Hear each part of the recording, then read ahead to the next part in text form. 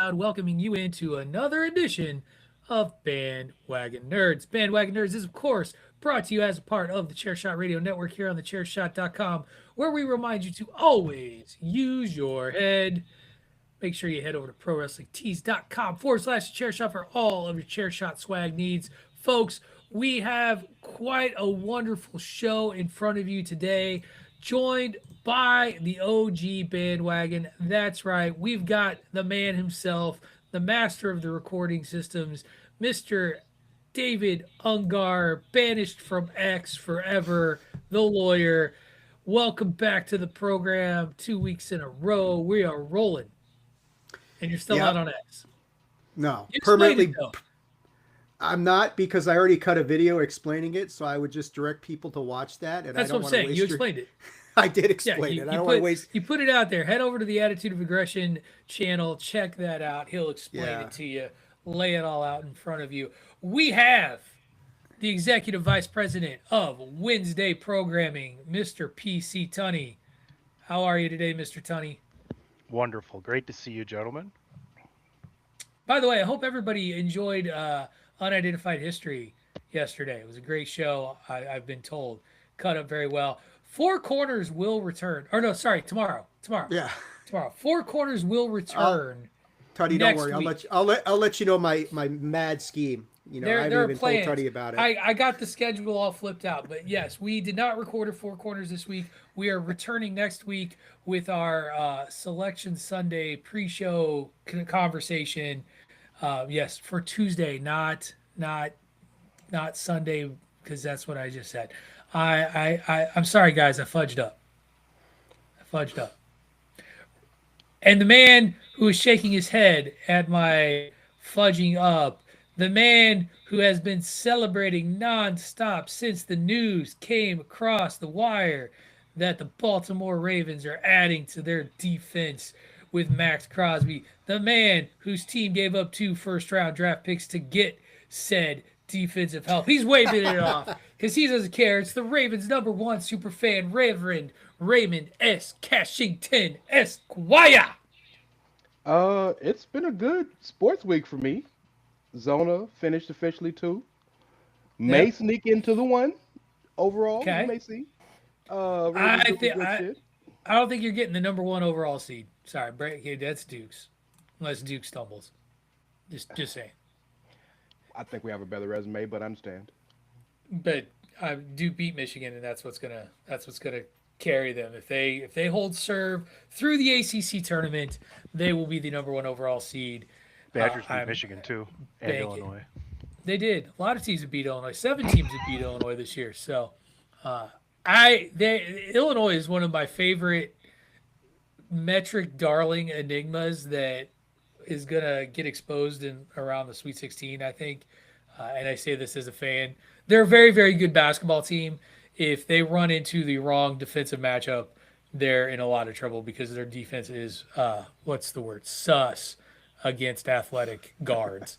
Every team that has Portis. beaten them, well, every team that has beaten them outside of UConn that boat raced them, but that was a different UConn team and a different Illinois team. I actually think Illinois could play with them this go around, and UConn is struggling. But every team that beat them, it was teams with athletic guards that could create on their own. And so, like Jeremy Fears, um, Wisconsin has 2 dynamic guards. Their names are eluding me right now off the top of my head, but you Blackwell and got it. Boyd. Yeah, even Illinois beat Ohio State, but Bruce Thornton gave them a ton of trouble. So it's a tough matchup for them. So we'll see how far they go. We'll see. They got a game against Maryland today. They should win that game. Maryland's not very good. 3 of their best players are injured. Should at least give them an opportunity to quote unquote work on some things heading into the Big Ten tournament. And if they win, and Tony, you got to be a Maryland fan today because if Illinois loses to Maryland, then Wisconsin gets the final triple bye in the Big Ten tournament. They would overtake Illinois for 4. Maryland's horrible, Patrick. Let's talk They about are. it. They are, but you never know. You never know when a team's gonna shit the bed on itself. I hope it's not Illinois, but you can't take anything for granted. Anyway, yeah, we're gonna talk a lot of nerdy stuff. I went. Admittedly, we have a loaded trailer park because I went nuts this week. There were a lot of interesting and unique trailers this week, and I left a 30-second teaser off for the for Invincible, which I know Ray was very excited about. Ray, folks, just to pull the curtain back, Ray has given up on sharing trailers with us in the chat. He Won't do it has no more. called it off. No Over. more. So what he does now is he comments, "Hey, a new trailer dropped for this," because he doesn't want to risk double posting. Hey, I've Which got an I think- idea. Ray, I got an idea. If you just send it to me, I can't accuse you of double posting because I can't see anybody else's stuff. I mean, True, he's that'll, got you there. that'll work, but it still won't get the point of people actually seeing the trailer. So, I'll see it. I'm somebody. I count still, don't I, Ray? I mean, I've I'll been just make it relegated to that you bad. Personally, how So about yeah, that? so we didn't get we're not going to talk about the Lee Pace voice acting work, which I always love. By the way, I low key love Lee Pace because that dude is willing to just embrace the weird and just do like play the silliest roles ever. Like he was Ronan the Accuser. He was what's the elf's name in The Hobbit? That's just like ridiculous. You can't hear it. The Elf King in The Hobbit that like hates everyone. He's got this beautiful blonde wig. Oh yeah, that dude. Yeah, he rides a giant elk into battle. Like it's just over the top. He's awesome. I love Lee Pace. He is willing to do just about anything. He's going to be great in The Boys. But we have a loaded trailer park. We have more details coming out of the Paramount and WB merge. We've got Netflix's big pivot. We got Pixar hoping you love sequels. But before we get into any of all that stuff, let's jump into a 6 trailer park without Banjo. Not even an invisible Banjo. Sorry, Ray. Two trailers will be live. We will watch Two live. trailers will be live, but we're going to start with one that you knew Patrick was going to post the second it hit, right? You knew he was going to do it. Didn't I send it to you and you were like, yeah, I've already seen it. Dude, I'd already watched the thing like 3 times. That's right. Coming to HBO Max via A24, Born to Bowl, following 5 of the top bowlers in the PBA Tour. My favorite bowler of all time is among them, EJ Tackett. He is a beast, though he did not make the cut in the U.S. Open this year. Sad for him.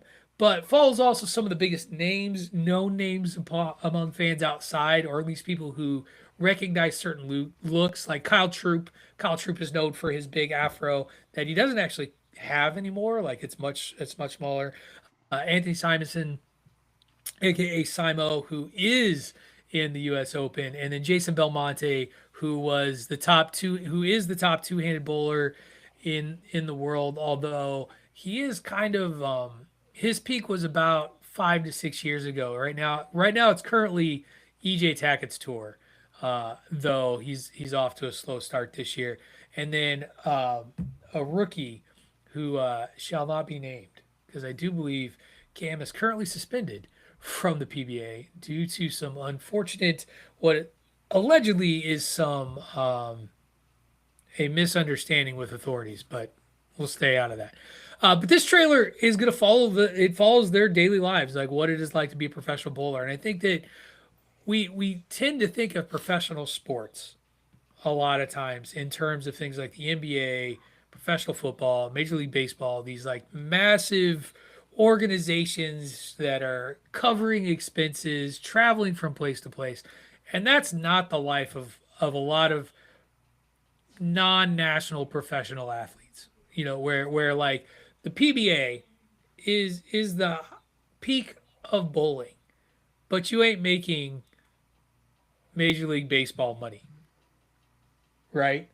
And so to be a professional bowler is to live a very interesting transient lifestyle that can be very, very expensive unless you are the top of the top of the top. And it's a grind. PBA tour started about 3 weeks ago, was when the PBA season started. Starts with the Players Championship. U.S. Open is this week. Last week was the Pete Weber Classic. So we're in the midst of the season. And to see what these guys go through and that they they have other jobs. Like a lot of these guys have other 9 to 5 jobs. They show a little bit of it with Kyle Troop that they have to do to keep their days going. And so I'm really excited about this, and I hope this does well because I think that it is a very interesting story for folks who may not know much about the sport of bowling. A lot of people enjoy going to bowling on a random Friday night every once in a while, get together with some friends, have some pizza, a couple beers, bowl a couple of games, try to hook a ball, all that sort of stuff. But these are the guys that are at the top of the sport, and this is what they go through. I mean, hell, their trophies can't even hold themselves together. EJ Tackett's child breaks the U.S. Open. That is the U.S. Open trophy. That his kid, the foot of the eagle falls off. So obviously, I'm very excited about this. Dave, I'm going to start with you. You shared this trailer with me, like you said. And I was like, oh yeah, I've totally seen this. What'd you think of this? What are your thoughts? Yeah, I'm all in on this stuff because I think, like, I know me, you, Tunny especially, we love these sports documentaries. I know, like, Tunny and I are waiting for Full Swing to come back in a couple months, and that's going to be happening. And Ray, too, yeah, Ray's documentary. Sorry, Ray, I didn't mean to leave you off of that. What did he say? Fuck me for? What did I do? Take two. Dave, insert the words. The entire Bandwagon nerds The entire crew bandwagon loves these enjoys- sports enjoy- documentaries. We do. We enjoy these sports documentaries, and I think the fact that A24 is doing this and not one of the big ones is a real good sign for the success of this because A24 doesn't. What's up, Tony? I just want to real quick. You said A24 isn't one of the big ones, but aren't they becoming one of the most notorious? Yes. They're the top art house studio in America. Right, and right the now. fact that they are going in into the sports documentary sort of lane of travel here and picking the PBA as their first foray into that, I think that's great. That's great for PBA. That's great for A24. But yeah, there's a lot in this trailer that I think back to the movie Kingpin with Big Earn explaining to Roy Munson, no, hold on, Pat, hold on. I'm gonna where he explains to them that the bowlers go from town to town and they got to make some supplemental income, and that's very much what you're talking about. These guys are not making like PGA money or MLB money or Right. anything like that. It's all based on prize money. Either you win the prize money or you get shut out. And so I think that's going to be cool. And I will pimp, and I've told you this, Patrick and Tony, I'll tell you this as well. I don't think we've talked about it, but a couple months ago, the video game, the PBA bowling game, got released to surprisingly strong reviews, and I picked up a copy. It's really good. I mean, the graphics are kind of nothing earth-shattering, but the gameplay is really, really solid, and the career mode is phenomenal. So I'm looking forward to this. It looks good. I want to learn more about bowling, and these documentaries are some of the best ways to like engross yourself in a sport that you may not otherwise know a whole lot about. Yeah, the really interesting thing about these tournaments is you only see the final 5 people or 6 people in a tournament. And what you don't see is that the tournament started on Tuesday with literally hundreds of bowlers. And much like golf, you have to make a cut.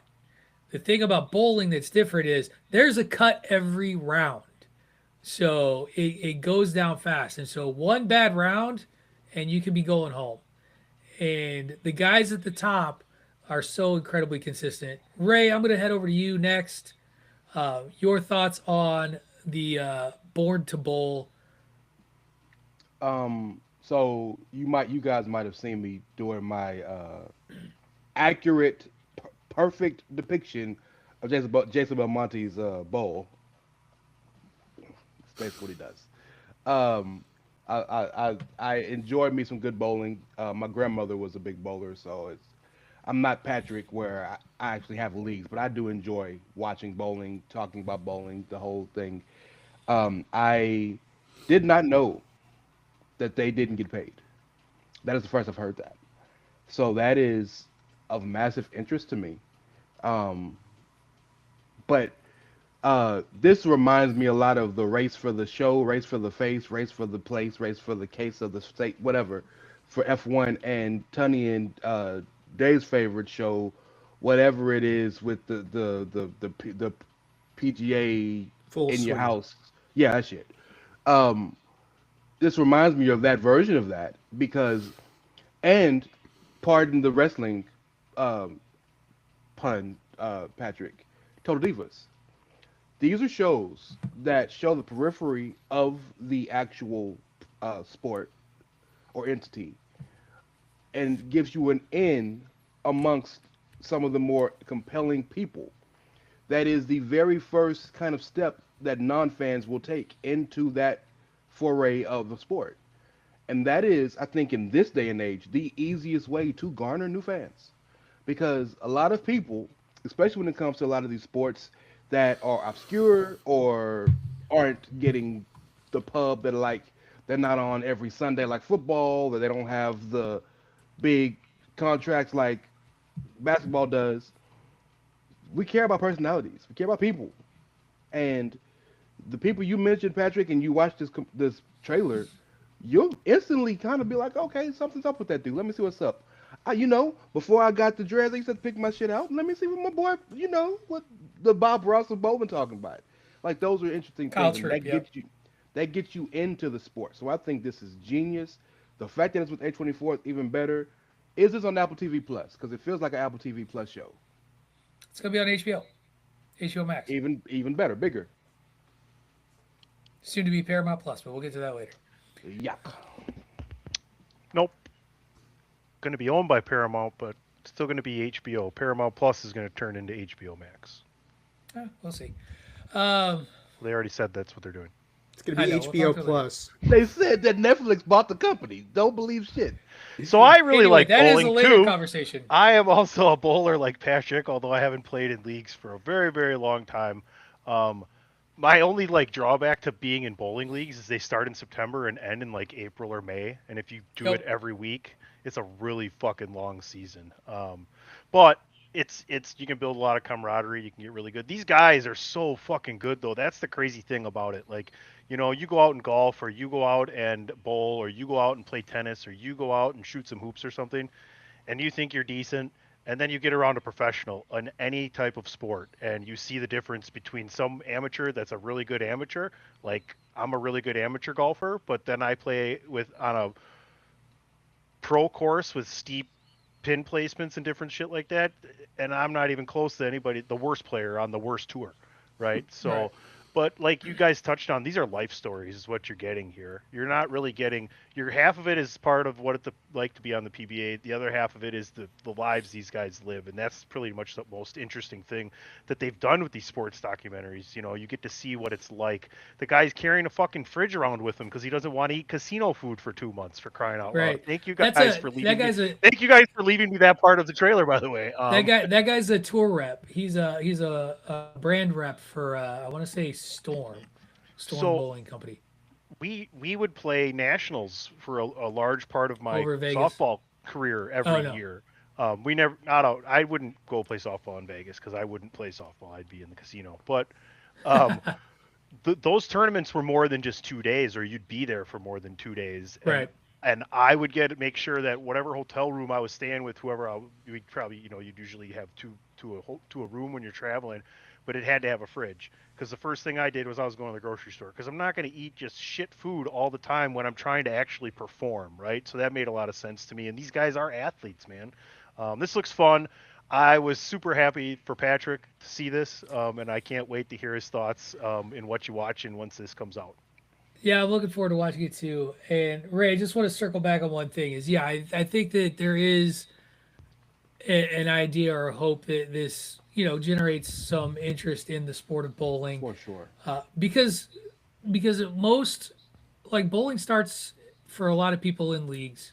Well, you start doing it for fun, but like growing the sport with like professional bowlers is always it used to be youth leagues. Youth leagues would be where it starts with an instructor, and those bowlers would become league bowlers who would maybe possibly go and start bowling regionally, internationally, and it's very different. Like when I talk about tournaments that I go to, they are USBC sanctioned tournaments, but they are still done on house shots, not sport or tournament shots. And it's fascinating. If you watch, like, the CW is now the network for every professional bowling final for I Okay. think the next couple of years. And They they got it air from every ESPN. every Sunday at 4. Well, ESPN hasn't been involved in bowling for a while now. Oh, okay. It was on like CBS Sports Network for a while. Got it. And it was actually on a couple of different networks. So you had to kind of hunt it out. CW took it all, revamped it. A bunch of old heads are like struggling right now because the production is different and all that. But like if you were to watch tonight's or today's tournament, the final, it's you bowl on two lanes. Each lane will have a different oil pattern. So not only do you need to figure out what your ball does on one lane, you got to figure out if it can do the same thing on another lane. You got to know equipment, you got to know weight. It's so crazy. It's just like adjusting to a golf course and weather conditions, things like that. Very similar, You got to Clay know. versus You got to know how uh, your opponent's ball carries oil into the non-oil right? part of the alley. You got Hey, to know how here's to a manage transition. Yep. here for those of you novice bowlers that go out once in a while and you want to throw a hook with one hand. I'll give you the best advice I ever got and the easiest way to do it. Shake hands with the head pin. Yep. It is. Yeah. You don't No, want to flick that you your don't wrist. shake hands. You You shake don't. hands like this. Yeah. You don't flick So your you're wrist. underneath it and you just come up like this, right? Like, Because if you try to like if you the try Ric to Flair spin it, in you're going to spin somebody. it sideways, and And it's it's going to just just gonna go go like that. straight. Yep. So, all right, enough bowling talk. I could do this all Oh, day. Ray, you should bowl like this, Ray. Yep. Strike. Let's shift gears. We got another documentary that I wanted to talk about an interesting guy. I don't know that this documentary is really going to get us anything spectacular or interesting outside of maybe learning a little bit more about this guy's life. But Lord Michaels agreed for one time only, apparently, to have a documentary filmmaking crew follow him around and talk about his life. And I would assume it's going to talk about that in Saturday Night Live and his evolution. Tons of former cast members from the show talking about it. I just recently read a biography that was written about Lorne Michaels, which was as much a history of Saturday Night Live as well. Uh, it's interesting to see the reaction that I've seen from other folks, both critically and on the socials, as to what this documentary is actually going to be. There are some people who feel like Lord Michaels is not as influential or isn't what this documentary makes him out to be. I would disagree with that pretty strongly. Um, there's people who think that there's a mythology or a mysticism around Lorne Michaels that's undeserved. I don't think that I think that Lorne Michaels is famously close to the vest. That a lot of people have repeatedly say they don't know him nearly as well as somebody else knows them or somebody else knows them. That he is a bit of an enigma. But I think that it is ridiculous to not look at one of the most powerful producers in all of television, not just with SNL, by the way. We know him with SNL, but he is like, there's a reason the guys who are hosting late night talk shows on NBC are the guys who are now hosting, The Late Show or, Jimmy Fallon and, Seth Meyers when he got his gig. Like, there's a reason. And Lorne Michaels is a big part of it. I'm interested in this because I think he's a fascinating guy. I'm not expecting it to shake my world or anything like that. I think it will be very flattering to Lord Michaels. Whether that is fair or unfair, I'm not sure. But he's interesting. He's an interesting figure in American entertainment. And I'm going to go to Tony first as Mr. Saturday Night, guy who's watched more Saturday Night Live than any of us combined. I would be willing to bet to his thoughts on this documentary. It looks fun. I'm more interested to see like the interactions and the comments from former cast members and the people that have been involved. I forgot who said it on there, but they're like, if you don't think Lauren's influential, there's been hundreds of executives that have come and gone, and he's been here through all of it. You know what I'm saying? 50 plus doing this, years. doing the same fucking thing, getting the top people in Hollywood to come guest host and the top musical acts in the world to come be on his show, right? Period. I mean, what else? What other proof is there for it? But like I said, I'm more looking forward to like what Tina Fey and Steve Martin and different people that have had interactions with him are going to say in their interactions with their talking with him. Getting to see them have conversations. So that's the part I'm looking forward to. I think I might actually watch this one. Cool. Reverse order. Ray Cash. Your thoughts on the Lorne documentary? So Lauren has become a bit of this mythological figure, partly because he doesn't talk. You never really see an interview from him, and he's really not that funny. At least not forward facing. You don't really see him cutting jokes. You never really hear about his banter or how the funny idea Lauren had and all that. Um, so I'm very interested in this. I'm interested in seeing, like Tony said, what his former people, his former, especially the head writers, like Tina, like Seth Meyers, these people, what they say about him. Um, I also would like to note two hot takes.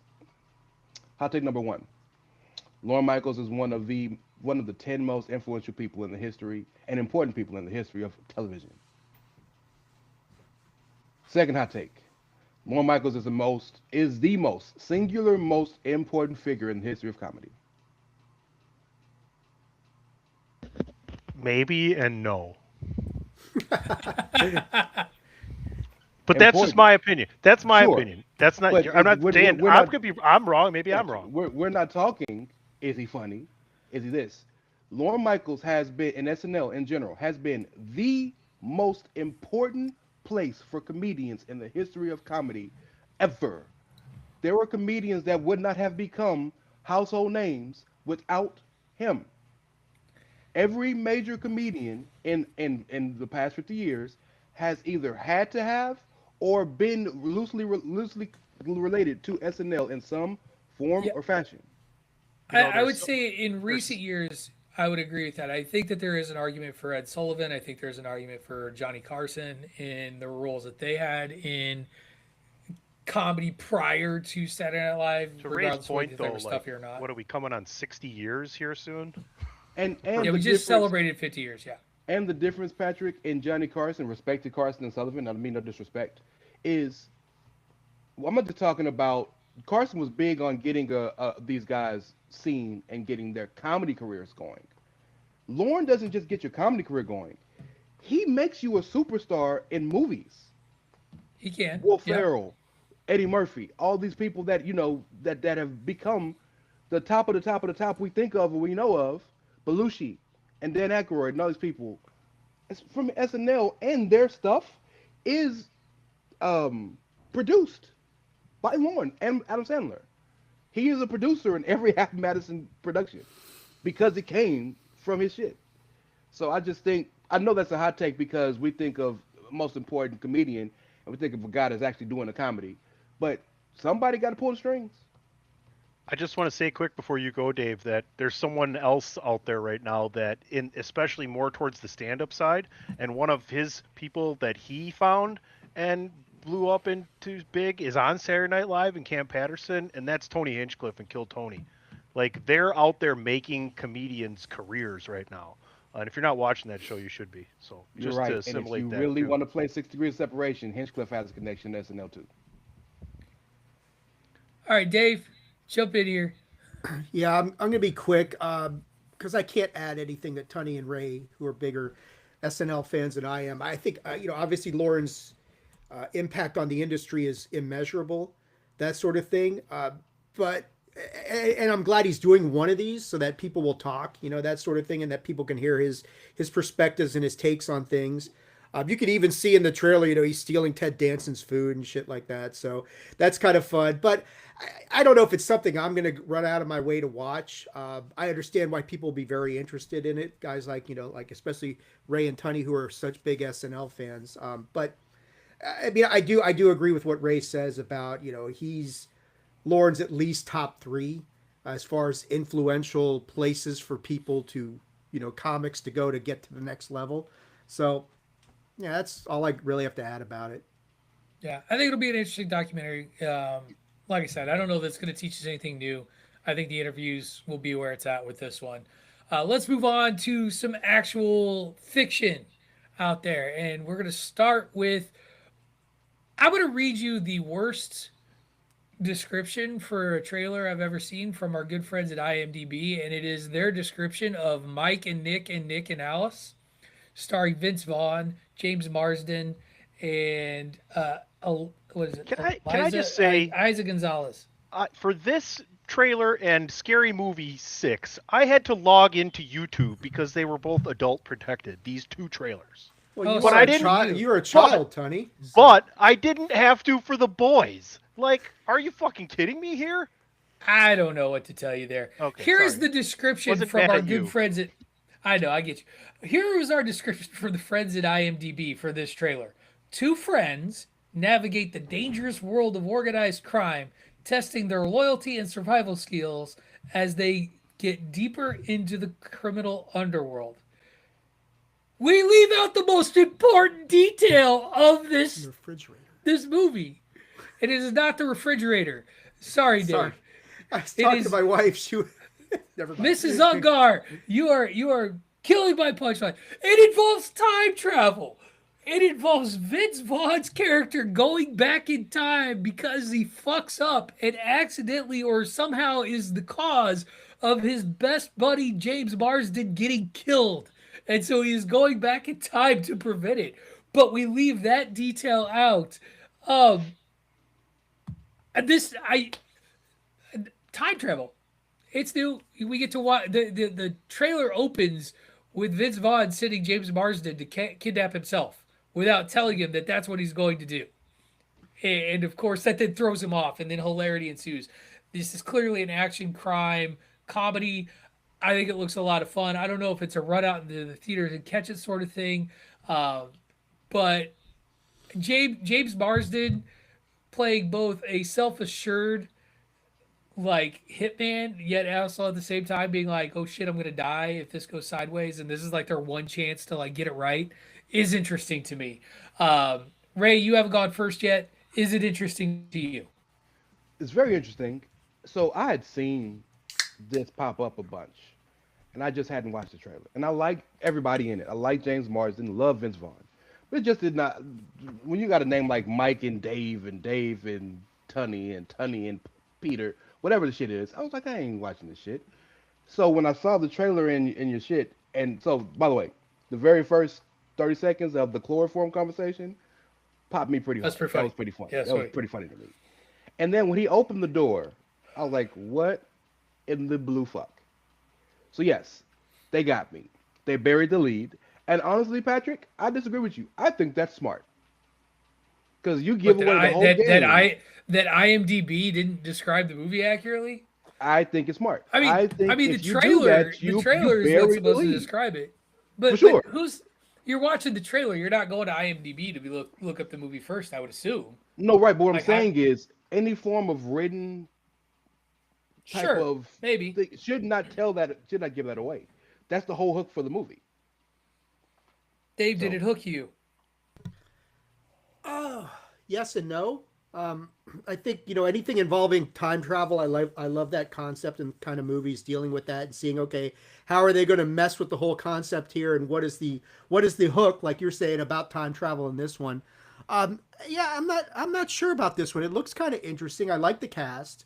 I'm not sure if the premise really landed with me, but it's something I'd probably want to check out when it comes out, just to see, okay, how are they actually presenting this? How are they portraying this element of time travel? How is this unique from some of the other ones we've seen? But yeah, the trailer's fun.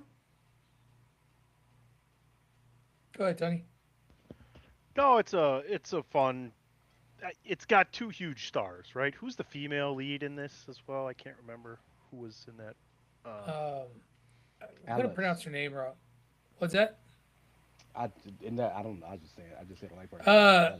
It's like Isa Gonzalez. Gonzalez, Eizaa. Gonzalez. It looks fun. Oh, that's I don't her? think She's I'll fine as end up hell. watching this, but whatever. What'd you say? I probably won't watch it. No, Ray. I think it was Ray. Was like, oh, is that her? And I think, did you say she's fine as hell. fine? She's fine as Yeah, hell. yeah. Yeah, she is So very Ray- pretty. So Ray's going to watch it based on principle. Good man, Ray. I mean, just for research purposes, of course. Casey runs into Research. her one day. Research, yes. All right. Let's move into an interesting film. Finally making its trailer debut and instantly pissing some folks off. and a Wayans brother saying we don't care. And frankly, I'm with Marlon Wayans on this. I don't care either. We got our first look at Scary Movie 6. It's the first scary movie in quite some time, bringing back a ton of people that have been in scary movie films over the years, headlined by Anna Faris and Regina Hall, and Marlon Wayans. Chris Elliott's back. Damon Wayans is in it. I think Sean, I of saw course. Sherry O'Terry Sherry O'Terry is in it. Anthony Anderson is in it. Like, there's tons of people that are making returns to this. The guy who plays Dewey, I can't remember who plays Dewey, um, or what is his name Dewey? I can't. I don't even remember. Dewey, Dookie, Doofus. yeah, Doofus. yeah. Doofus. That's what he is. Or Doofy. He was Doofy. That's what it is. I told you not to bother when I'm cleaning my room. Um, and it looks like here's the thing: is I watched that trailer and you talk about like sort of being brought back to a moment in time. I was very much brought back to a moment in time watching the first moments of this where a character is on a subway car and all these classic horror movie characters are there. All of a sudden, a Megan doll comes up, does a little flippy thing, pulls it off, and there's the Ghostface parody, which then leads to the joke that has got some folks clutching their pearls because he's like, "I'm going to kill her," and she turns or somebody yells that he's going to kill her, and the woman yells and says, "My pronouns are they them."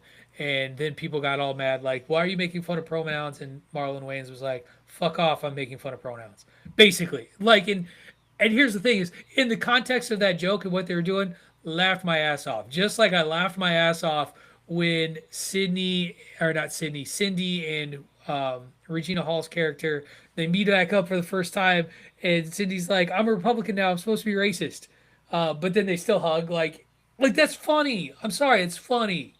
I enjoyed those jokes, and I do very rarely as Patrick O'Dowd one to be like, we need to let a little go here. Even I'm being like, come on, you gotta let a little go here. This is clearly parody. It's clearly slapstick parody. It's clearly everything that Airplane did back in the '70s. Mel Brooks was doing with Blazing Saddles. This is it with horror films. I enjoyed this trailer thoroughly. Tunney, you dropped your mic. What do you think? What do you think of the trailer? I remember going to see this I remember before seeing we the first one in the theater. we didn't drink a lot before we turned 21, and then once we did, we were at the bar like every night. But Well, that's your so problem. we went to we went to like friends. We went to a lot of movies together, like Dan and me and Satchel and I think the General. I think we went and saw this movie. It was fucking hilarious, right? Did the general give you a Um, good deal on car insurance? the General is a salesman, but he doesn't sell car insurance or cars. But it's just a fun classic thing. Yeah, and for the people who bitch, like then don't watch. Like spend your energy somewhere else because no one cares that you're bitching about it, right? Like it's comedy. If you get made fun of, you get mad because you get made fun of. If everybody gets made fun of, but then you get mad because you didn't get made fun of and everybody else did, right? Like it's an equal opportunity offender. Watch Kill Tony, folks. Please watch that show. Comedy's back. Thank God. Ray Cash? You be putting off with this shitty ass dude. I mean, the show's funny, but he's a piece of shit. So, um, the How show, do you think he's a piece of shit? we don't want to get on that today. Not on not on the show. We're all Call friends me here. after the Come on show's now. over. We don't need to get on that. We don't. Um, uh, so the trailer's great. Love the trailer. Think it's funny. I think within reason and within context, as long as the joke is clever and harmless, everything should be up for to be funny. And as long as it's funny, it's funny. Two things. Number one, you didn't point out Sean Wayans, who this is not Marlon's movie. Oh This yeah. is Marlon and Sean's movie. This is My theirs bad. together. So shout out to Sean, who, and I'm only saying that because when you think of the Wayans, you think of Damon, you think of Keenan, you think of Marlon, you even think of Kim. You don't think of Sean, and Sean's behind most of the newer shit with Marlon. So I just want to shout out Sean. The second thing is I don't take umbrage to the jokes in there. I don't take umbrage to Marlon's stance on why he made the jokes he made. I am a little nervous and a little cautious. And Marlon has been on one of these things that people and comedians particularly like to take the term, just like people and stole the term and overused the term woke. They've overused and stole the term cancel culture, and they try to overuse the well, you can't cancel me, so I'm gonna go even harder and even further. And I think there's a fine line between saying fuck it, I'm just gonna do funny jokes, and if it offends, it offends. And I'm gonna do shit to piss people off because we need to piss people off. So there's a fine line between that. And I think from what Marlon has said in interviews, I think he's literally crip walking on that hole. Like, just be funny, bro. And the movie's funny. The trailer's funny.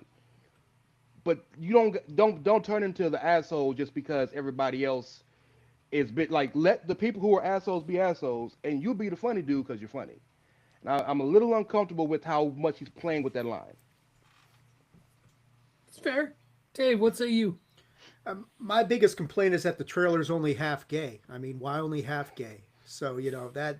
Uh, look, I stopped watching the scary movies after like the second one and that sort of thing. I get what they're doing and it looks funny, but I think Ray's got a good point there that they're almost trying too hard to be controversial in a few places here, and that could come back to bite them in the ass. I don't have a problem with the jokes that they're running. I mean, that's fine. I'm not offended by that, but it's just like, all right, you guys almost feel like you're trying to make a point of this to try and stir up, get some eyeballs on it, get some controversy, and get.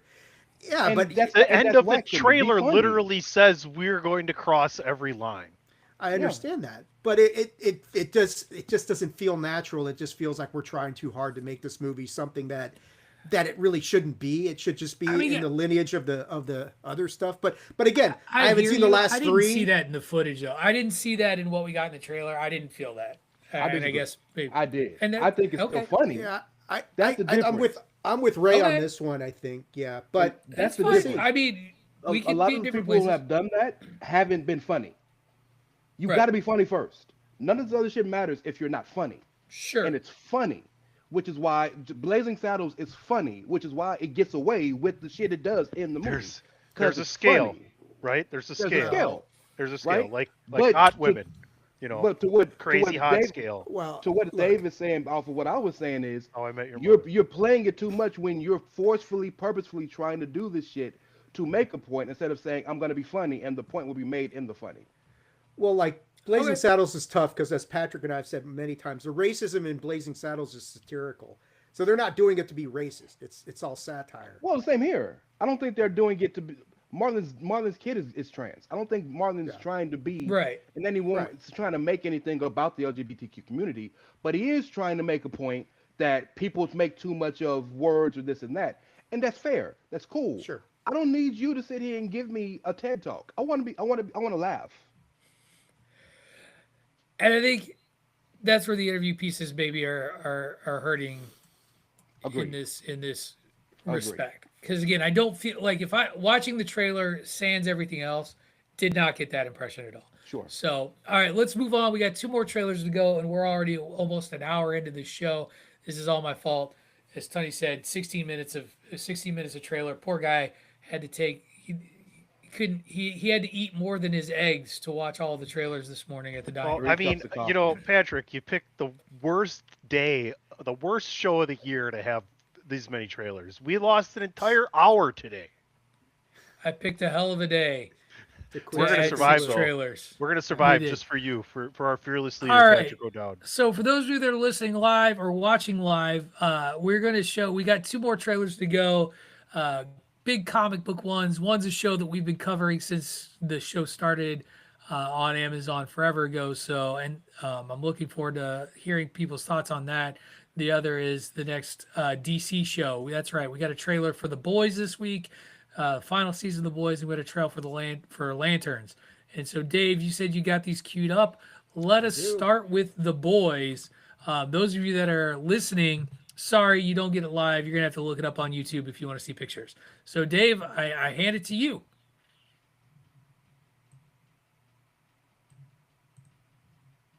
Okay, hold on a sec. Awkward silence. Oh, there we go. Sorry. trying to get this to work. Oh, here we go. There's a big play button right in the middle. My power is absolute. At heights no one's even dreamed of. But I have a bigger destiny. Praise be. And what is it? All right, let's get to work, yeah? We think that Homelander is looking for the V1. It's Thought's first iteration of Compound V. If Homelander got his hands on some, he'd be immortal.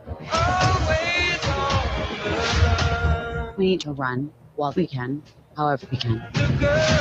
No, we hit him with the virus while it still works and kill every fucking suit on the planet.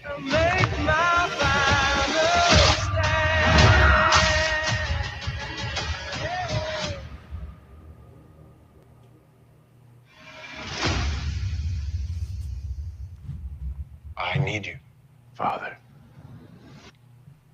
Did you fuck me?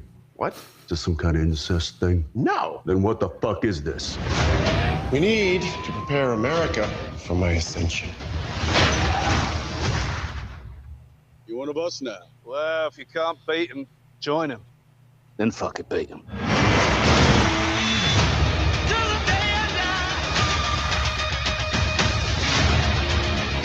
This is our last chance. The only thing we have left is hope. It's beta male shit, bro. War, am I right?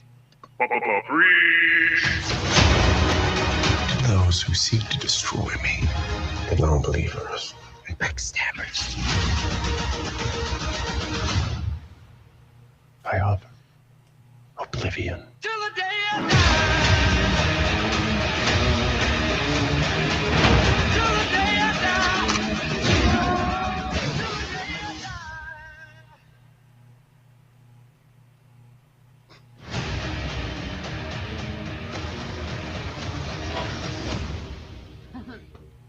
You guys are friends? You talk.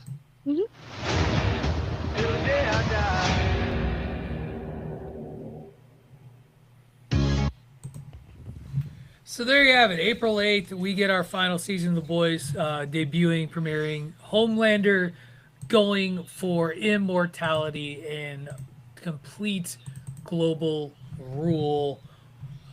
There's a ton going on in this trailer, obviously, as we build towards a climax. Biggest takeaway from each of you. Let's do that. What is your biggest takeaway? Dave, you shared this trailer on our screen, so I'm going to give you first crack. Which trailer did Ray biggest share? takeaway. Do you remember? All of them, by telling us that a new trailer debuted, and then we put it in the chat. So that's how it went. Dave, though, you put this one on our screens for everybody to watch live, so go first. Yeah, I think the big thing that stands out, and I think Ray probably caught it too, because we've been watching this religiously, is the Gen V crossover that you got going on right there. You see Marie, you see gosh, I'm forget what's the boyfriend girlfriend? What is her name? The name Ray. Yeah. Anyway, Oh shit! What is? Yeah. that? I was gonna say it's not Lee, is it? no, I forget. Anyway, but it's Marie's love interest sometimes, sometimes not.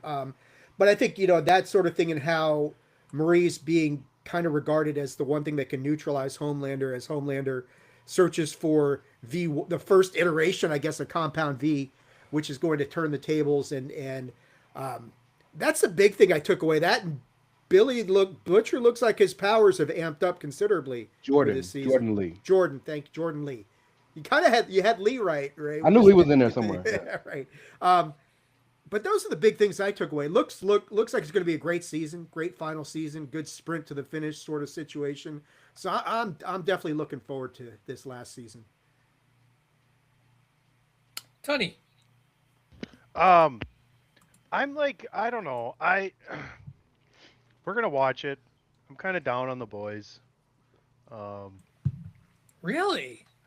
It looks fun, but okay. I say this genuinely surprised, because last season, season 4, I was the one who was really Like, I just want to let's just get it over with already. Like this has really been dragged out. Like there's been so many opportunities for this to end, and it's just kind of.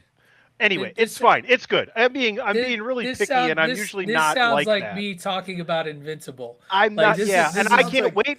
And I can't wait for Invincible. and, So and I'm no sitting big there and I'm deal. like, how are we going to invent This another is- way to have another season of And I'm Invincible? Because being super picky here. This has been a really Sure. good series, totally bandwagon nerd approved. But my Right. biggest takeaway was, and I love when they get this like completely on the fucking nose. Bad Company playing behind this trailer is fucking amazing. Think about it. This is the entire time. Every single one of these people that are in with Billy Butcher have been keeping the worst of company.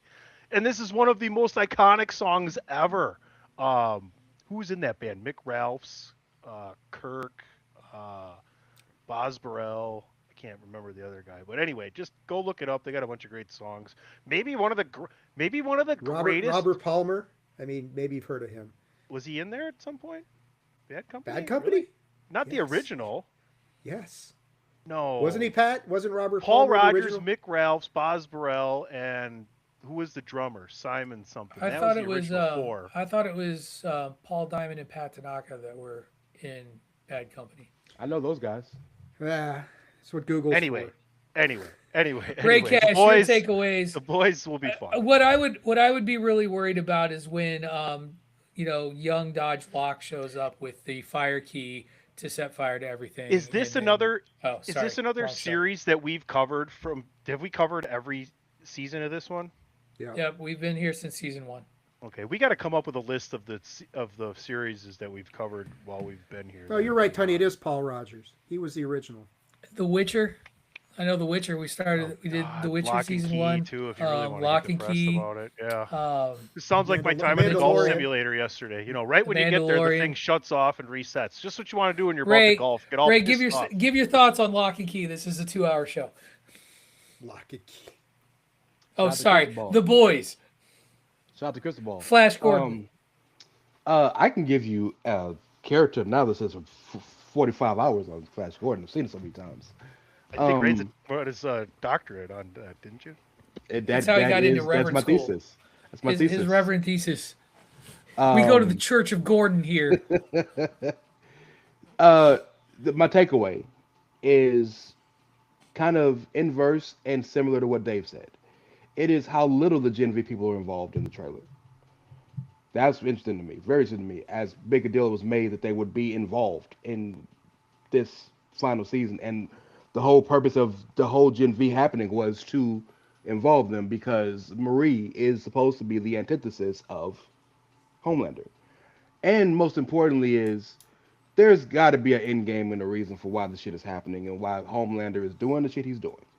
And not just because he's on a... Because he crazy. Yeah, it's got to be more than that. And we found the reason. Once he found his daddy, he realized that there was a V1 out there. And so that, to me, is interesting and intriguing enough to... I never stopped caring about the boys. I do feel what you were saying, Patrick. It was getting a little close to art. Yeah, it was back to just reality. I was in a tough place Yeah. watching season Getting real 4. Like, I close. was so, and even now, like the state of the world right now, we are such a fucking dumpster fire that sometimes watching entertainment that is reflective of the real world that's a tough watch. That's why it was so hard for me. It's not that For the sure. show is bad in particular, but it was very much like I would get depressed watching The Boys. Like Also, just feel to so your- down. to your point, even on the most of dystopian shows, you have to have some positivity coming from it, some hope. Hope. There wasn't a lot of hope in the last Boys season. Right. There was a lot of hope in So- Gen V. There wasn't a lot of hope in the Right. Boys season 4. But yeah, Yeah. so So, all that is to say, I want to see how it ends, and I hope that we get a satisfying ending. We may. I don't know if anybody's seen what the episode release schedule is. If they're going to do one a week or two, or how they're going to do it. But It's I'd be Amazon, willing. right? Yes. They'll probably do a couple to start off like they Because usually do. 3 to I think start. we're bringing back the Deadpool for the final season. Everybody! Because it has been promised that there will be a lot of deaths in April this 8th one. So. with the first 2 episodes, followed Yep. by week releases every Wednesday until the series finale on May 20th. Gotcha. So how many episodes is that, Tony? Is that 10 8 or episodes. Eight episodes. So there you have it. All right. We got one more trailer to get to. We've been talking on and on about this show off and on as it's been announced and casting rumors and stuff have been thrown out. We got our first look at Lanterns. Dave is going to share that look again. If you are watching and listening live, sit back and relax. If you are just listening because it's Monday, then you'll get a soundful. But if you want to check it out on YouTube, HBO Max, all those fun outlets. Kick it off, Dave.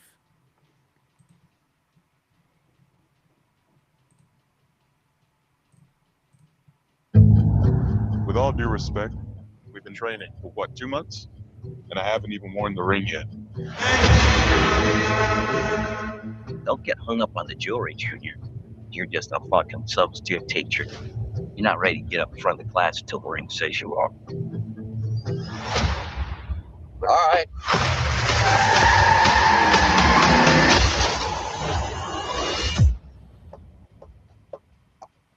I could have died. You want me to train you? I'm training you. Something is off here. I can feel it. This is my town. You're a big shot. Noted. But stay the fuck out of my way. Think she hates your guts. It's the way she hates them. This is a stupid plan. That's stupid. That I don't doubt. The Green Lantern's oath is to protect people. And we both know I do a better job of this than you. This is my job. As long as I'm alive, that ain't changing. So take a deep breath, Junior. You're old. You're tired.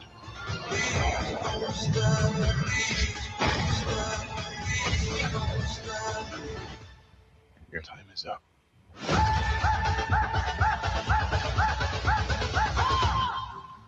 I don't understand. Who are you exactly? Hal Jordan, Green Lantern.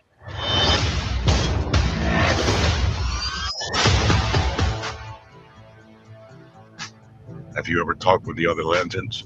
I'm the only human. They're aliens. One of them's a fucking squirrel.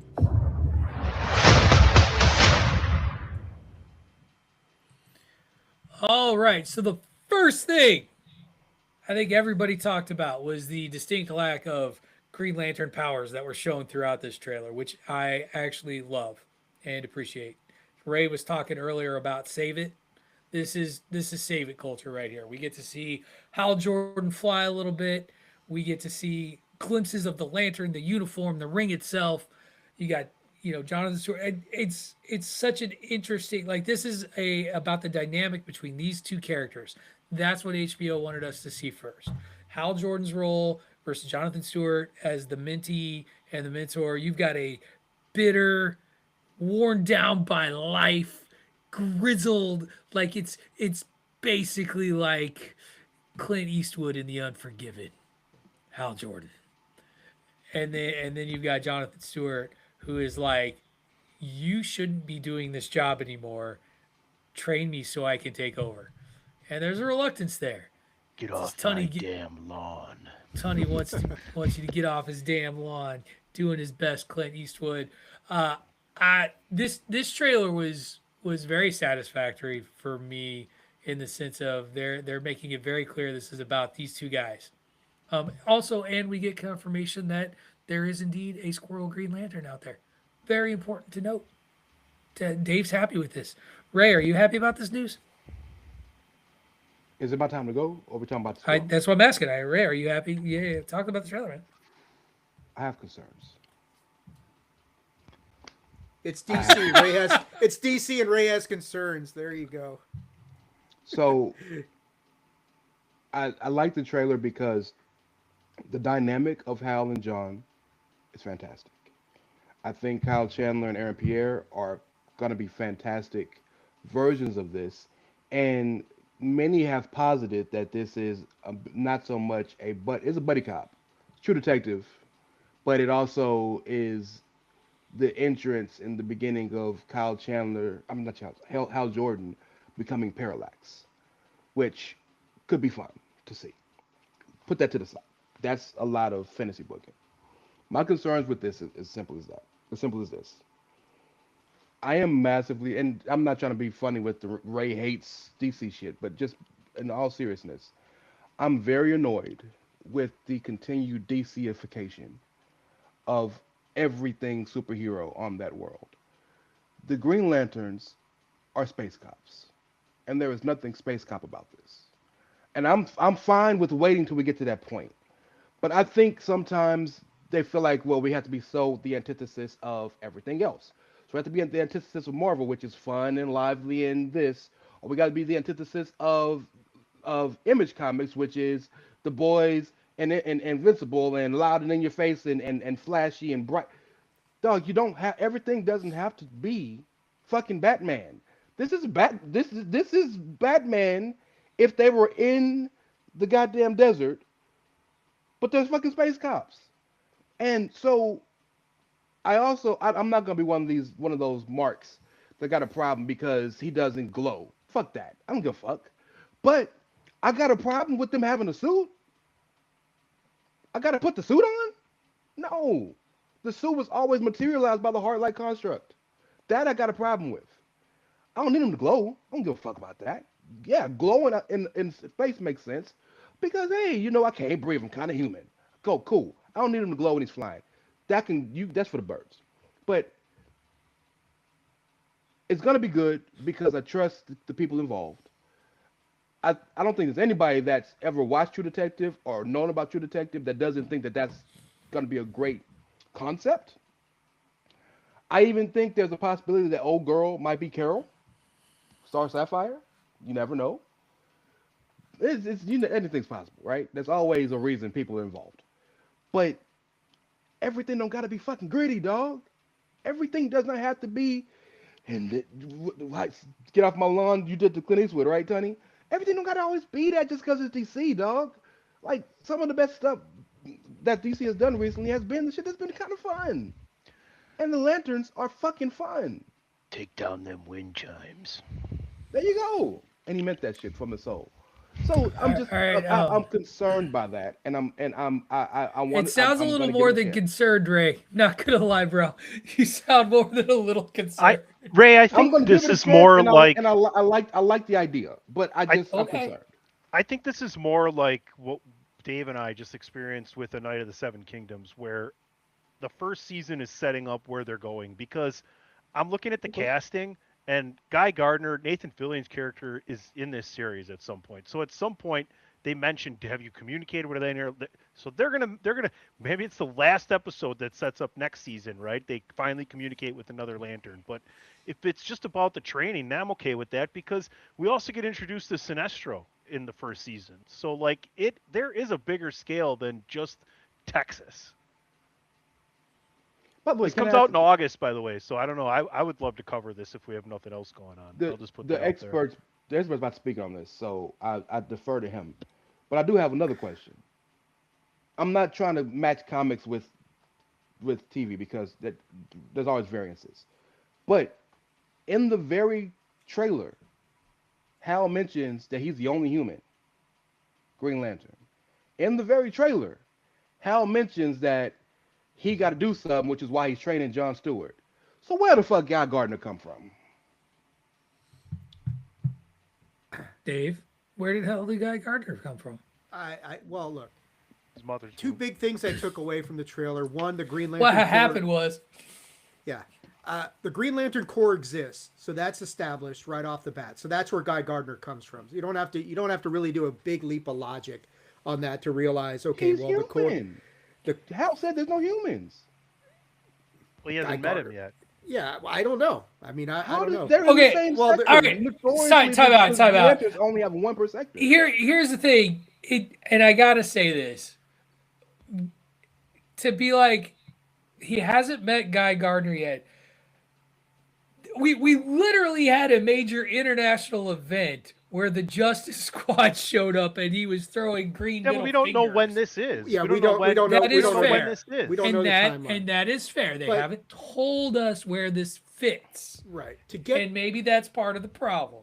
To get directly Anyway, to Ray's point, though, and why I disagree with him is that you have to take into consideration the stigma surrounding Green Lantern right now from the disastrous movie. And so this going in an opposite direction, I don't think this is DC-fying the Lanterns, as opposed to they're saying, look, we need to get away from all that shit, the glowing stuff, the, turning the ring, using the ring as a construct to make a Hot Wheels track. Let's go in a different direction and establish this differently. So I think that's really why they wanted to do it this way. Wasn't so much to say, let's make this Batman-esque, make it dark, make it gritty, that sort of thing. I agree. And I love the fact that there was none of that stuff. Like, you got to see the ring. The ring doesn't glow. You got to see the rechargeable lantern. That wasn't glowing. You didn't see any of the powers. This is just about Hal Jordan and Jonathan Stewart. And I'm fine with that. I don't want the Green Lanterns are going to be a difficult task to accomplish just because of the stigma that does surround that character. You got to get away from that. So I don't mind them going in this direction. I do have one question though for you, Dave. Where does the Daily Show fit in? Like, when does Jon Stewart go to do the Daily Show episodes during the show? I don't know. The answer's in the question, Patrick. Daily. My bad. My bad. Okay. Boy. We have gone over an my hour God. talking trailers today. Everybody, We need a conversation about this, like a real one, because there's some shit that Dave said I have to retort to. So whenever you got time, Patrick, if it's next week, whenever, let me know. go get your No, results. we gotta go. We'll talk in August. We'll talk in August. I am a team player. We can move on. All right, we are going to move on into a commercial break and do some news around the nerdosphere. To say that this trailer has been divisive among the bandwagon is clearly apparent, and I look forward to. This isn't going to be the only trailer, too. Like, I don't think this is it. We're here on March 9th when this podcast drops. March 8th, as it's being streamed live. We're gonna get more looks, and we may have different thoughts after we see more. We'll just have to wait and see. There's a Comic-Con that's happening around that time. Who knows? We'll be there to cover it. All right.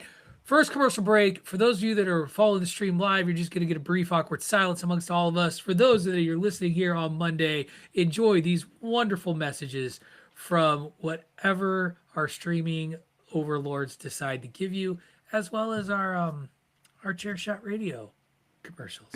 We'll be right back. You're listening to Bandwagon Nerds here on the Chairshot Radio Network, part of the Chairshot.com. Welcome back, everyone, to Bandwagon Nerds here on the Chairshot Radio Network, a part of the Chairshot.com, where we remind you to always use your head. ProWrestlingTees.com/the Chairshot for all of your Chairshot swag needs. Patrick O'Dowd, PC Tunney, Ray Cash, David Ungar fighting over Green Lanterns, arguing over this. Let's all unify and get together and agree that the internet needs to not fuck up Tubi. That's where we're going to start, because last week it was announced that several popular Cartoon Network and other classic cartoons under the WB platform would be moving to the free streaming service Tubi. And when you see free, you should have some certain baseline expectations of what you're going to get. And the first thing you should expect, if you are not paying a subscription fee, is that there will be ads. But apparently people on the internet did not get this memo. And so several folks who are excited to catch old episodes of Animaniacs and Pinky and the Brain and the Powerpuff Girls were then pissed that Tubi had the audacity to put in two 15-minute commercials during these streaming services, and it created a little bit of a kerfuffle. If you all fuck up my watching of classic G.I. Joe by forcing me to have to decide whether or not I want to pay for Tubi, we're coming on these internet airwaves, and you're going to get a strongly worded letter because I really can't stop you from bitching. From Retainer Boy? From Retainer Boy. Yeah, dude. Keep doing it, guys. Piss him off. No. Let's go. Yes, ruin this for him, please. Don't ruin this for anybody, because here's the thing: is if you want to pay for uninterrupted commercial services, there are plenty of streaming services for you to do that. Tubi has these, and it's not just TV shows, by the way. Like, there are movies on there that, again, have commercial breaks. But I, for example, love that every G.I. Joe cartoon from the initial 80s miniseries up to G.I. Joe Sigma 6, the anime series that came out in the early 2000s, all of those are available in one spot for me to be able to stream, albeit with a couple of commercials that I lived through by muting. Do you think Retainer Boy could give a 10-second warning to these people? No, because my lungs right now are still recovering from a cold. I'm having to hit a cough button a lot, and that is really gonna fuck with my lung. Like, I'm trying not to cough right now. I'm gonna mute myself and let Ray agree with me. Ray, I'm not crazy about this, right? Like, people should chill. Yeah, chill. People should absolutely chill. I mean, the first thing you learn in economics class, which I can't speak for Massachusetts or California or Wisconsin, but in Texas, we have to take, it's part of the curriculum. You have to take it to graduate. First thing you learn is there's no such thing as free lunch. So you get this motherfucker free. The least you can do is take a couple of goddamn commercials. What are we doing? It ain't that big a deal, bro. It's not. So if you really wanted those commercials, spend $10 and get the streaming services it was on. Right. Like, you can buy it on Amazon. Buy it on Amazon. Enjoy. Dave, tell people to stop whining. That's all I'm asking for all of you. You can give your thoughts on the article I shared too. I don't care. But for me, it's about stop whining. Yeah. I mean, Tubi doesn't even offer an ad-free experience, do they? It's just completely free. So all you fuckers are going to do is cause Tubi to say, all right, here you go. We'll offer this ad-free stuff. And then, for the lower tiers who don't want that, you'll get more ads instead of the alternative. So accept your fate. Tubi is free to everybody. There's a lot of great content on Tubi. This is the only place you can get this stuff right now. So stop your bitching. Endure 30 seconds of stuff that you don't even have to pay attention to, and move on with your lives. And stop being petty shitheads. Professional opinion there. Go ahead, Tony. I don't care. You should care. Anyway, I pay for so many fucking streaming services and DirecTV and PlayStation Plus and a blue check mark, and all I do is watch free fucking YouTube all the time. So everybody can kiss my ass. That's why I watch Tubi, because I get some free stuff. And Dynamite drop in there, Tony. Those broadcasting lessons are really paying off. Well done. By the way, there low key some hidden gems on Tubi if you're really going through it. And some of these cartoons that got picked up, watch Pinky and the Brain with your kids. Watch Animaniacs with your kids. Have some fun. Like Ed and Eddie's on there. Like, there's some good stuff on Tubi. And the longest commercial break I ever experienced was 1 minute. It was 1 minute. It was 4 15-second commercials. For something for parents to watch with their kids, I second Patrick's suggestion of Animaniacs, because there's so many undertones to what they're doing there that you'll catch up as an adult. Hello, nurse. And you can learn all the countries of the continent, or of the world, at that specific period in time in one of the most fun songs ever. There's also the United States of America one. But the world map is the one that's the most famous. All right, let's move into the biggest news going on right now. Who knows what's going to happen next with this Paramount WB merger? There's a lot of political and leaning conversation stuff that is going on. But while this is happening, we've also started to learn more news out of the Paramount WB merger. There has been a pledge that CNN will continue to operate independently as its own news entity. I'll believe it when I see it. Ray's shaking his head, but okay. 2, that Paramount Plus and HBO will merge under one streaming service. eventually. A lot of people have it pegged for 2027 as to when that'll happen when the merge goes through. And that will be Hashtag called 2027. And that will be called Tony says it will be called HBO Max. or whatever. We'll see. It'll be HBO. It won't be Paramount. Don't believe it. The other big commitment that I pulled out of this article is that they are still pledging a significant number of Paramount films, 15 or so, to be put into the theaters. Again, as I talked about last week, I'll believe it when I see it because historically the company that gets bought, their production goes down. Not disappeared, but that the number that gets outputted goes down. So again, I'll believe it when I see it, if it even gets past all of the scrutiny that's going on in Congress. None of this is particularly surprising. I have doubts about a lot of the commitments that are being said, and I look forward to folks, particularly around the news aspect of it. I don't know that I buy that. But for now, that's what we're hearing. I hope that the WB theater output promise comes true. And we all knew it was going to be one streaming service. The name is the name. So interesting tidbits. Dave, I'll hand it over to you first.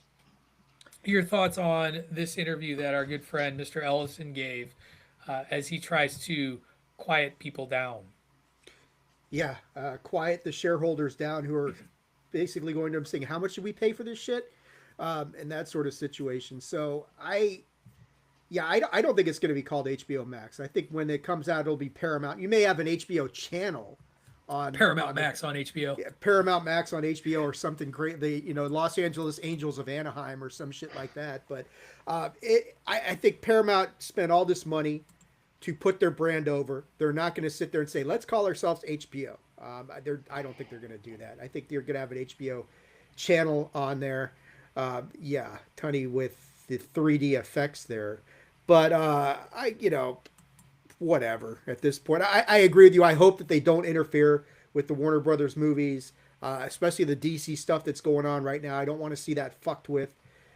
So that's my biggest concern. But this story is going to dominate things for a while as it goes through all the regulatory hurdles and scrutiny and that sort of thing. And when they come out, whatever they come out with on the other end of this thing, okay.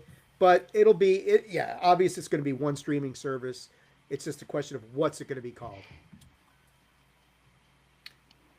Tony, how much do you care about this story? I only care now because my undying quest to always be right.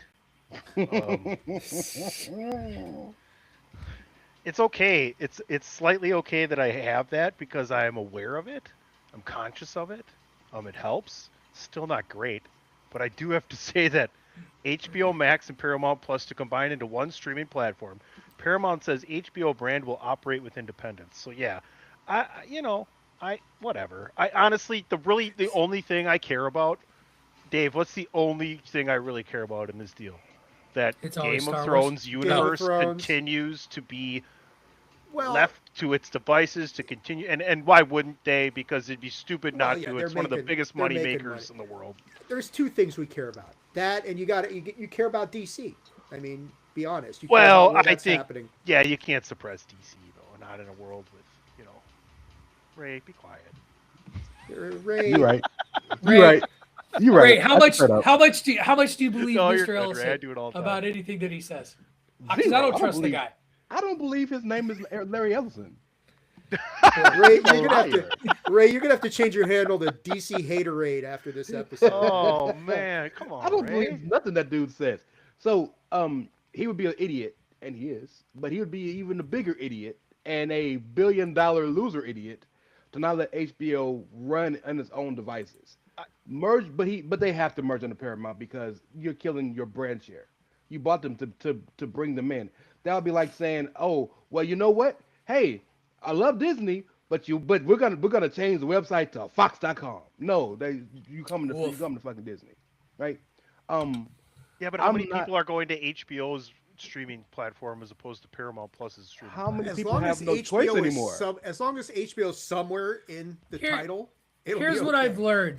Somehow this is just going to result in me paying double for one streaming service. Yes. Yeah. Hey, pay ESPN and Disney my here's the thing. $43 a month price. But here's the thing, though. Here's the thing. There might be there might be a hack to this because if they maintain the process of if you like I have HBO app streaming app because I pay for HBO through DirecTV. Right, same. You know what I'm saying? So like if it's I think that there way, will be then it's that flat fee on my DirecTV. Right. I think that's how it'll work. work for me too, because my DirecTV subscription finally came through with ESPN. This is the way that cable and satellite will maintain is by brokering deals with streaming services, allowing you to buy it through that and have it over here and share like that. That's the best way to go. So, But and like that's how it mentioned- eventually worked for me with Disney and ESPN. Is I can use the ESPN hub in Disney Plus, but I don't pay extra for it because of DirecTV.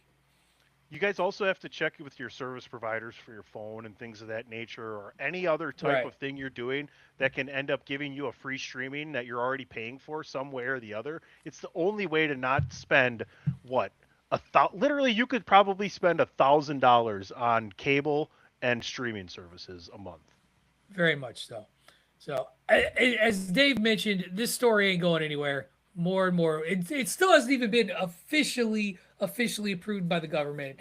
It'll happen. I just don't see it not happening, but we'll have to wait there. What's happening now is there's a lot of posturing going on that I think is going to go nowhere unless something radical happens in Congress with regards to the Saudi-backed money that is coming into play with purchasing for this purchase. So I don't know. Who knows if we even have midterm elections? We'll see. All right, let's move to Netflix. So this story breaks. Netflix. Oh my gosh, Netflix steps away from purchasing Warner Brothers Discovery.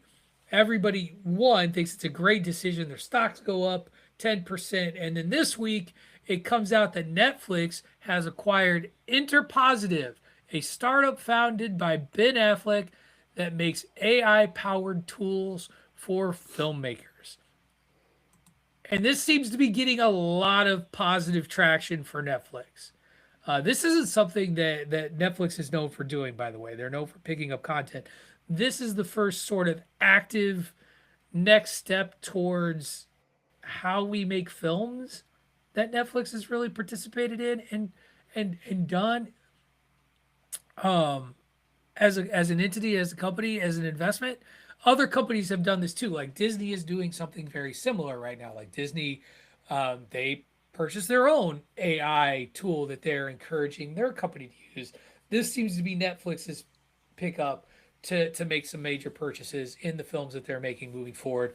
And again, it seems to be being regarded well. I don't know if it's because Ben Affleck's name is behind it, but it's also Netflix has long had a history of being very shrewd in the decisions they make with their company, whether it be going into the streaming business.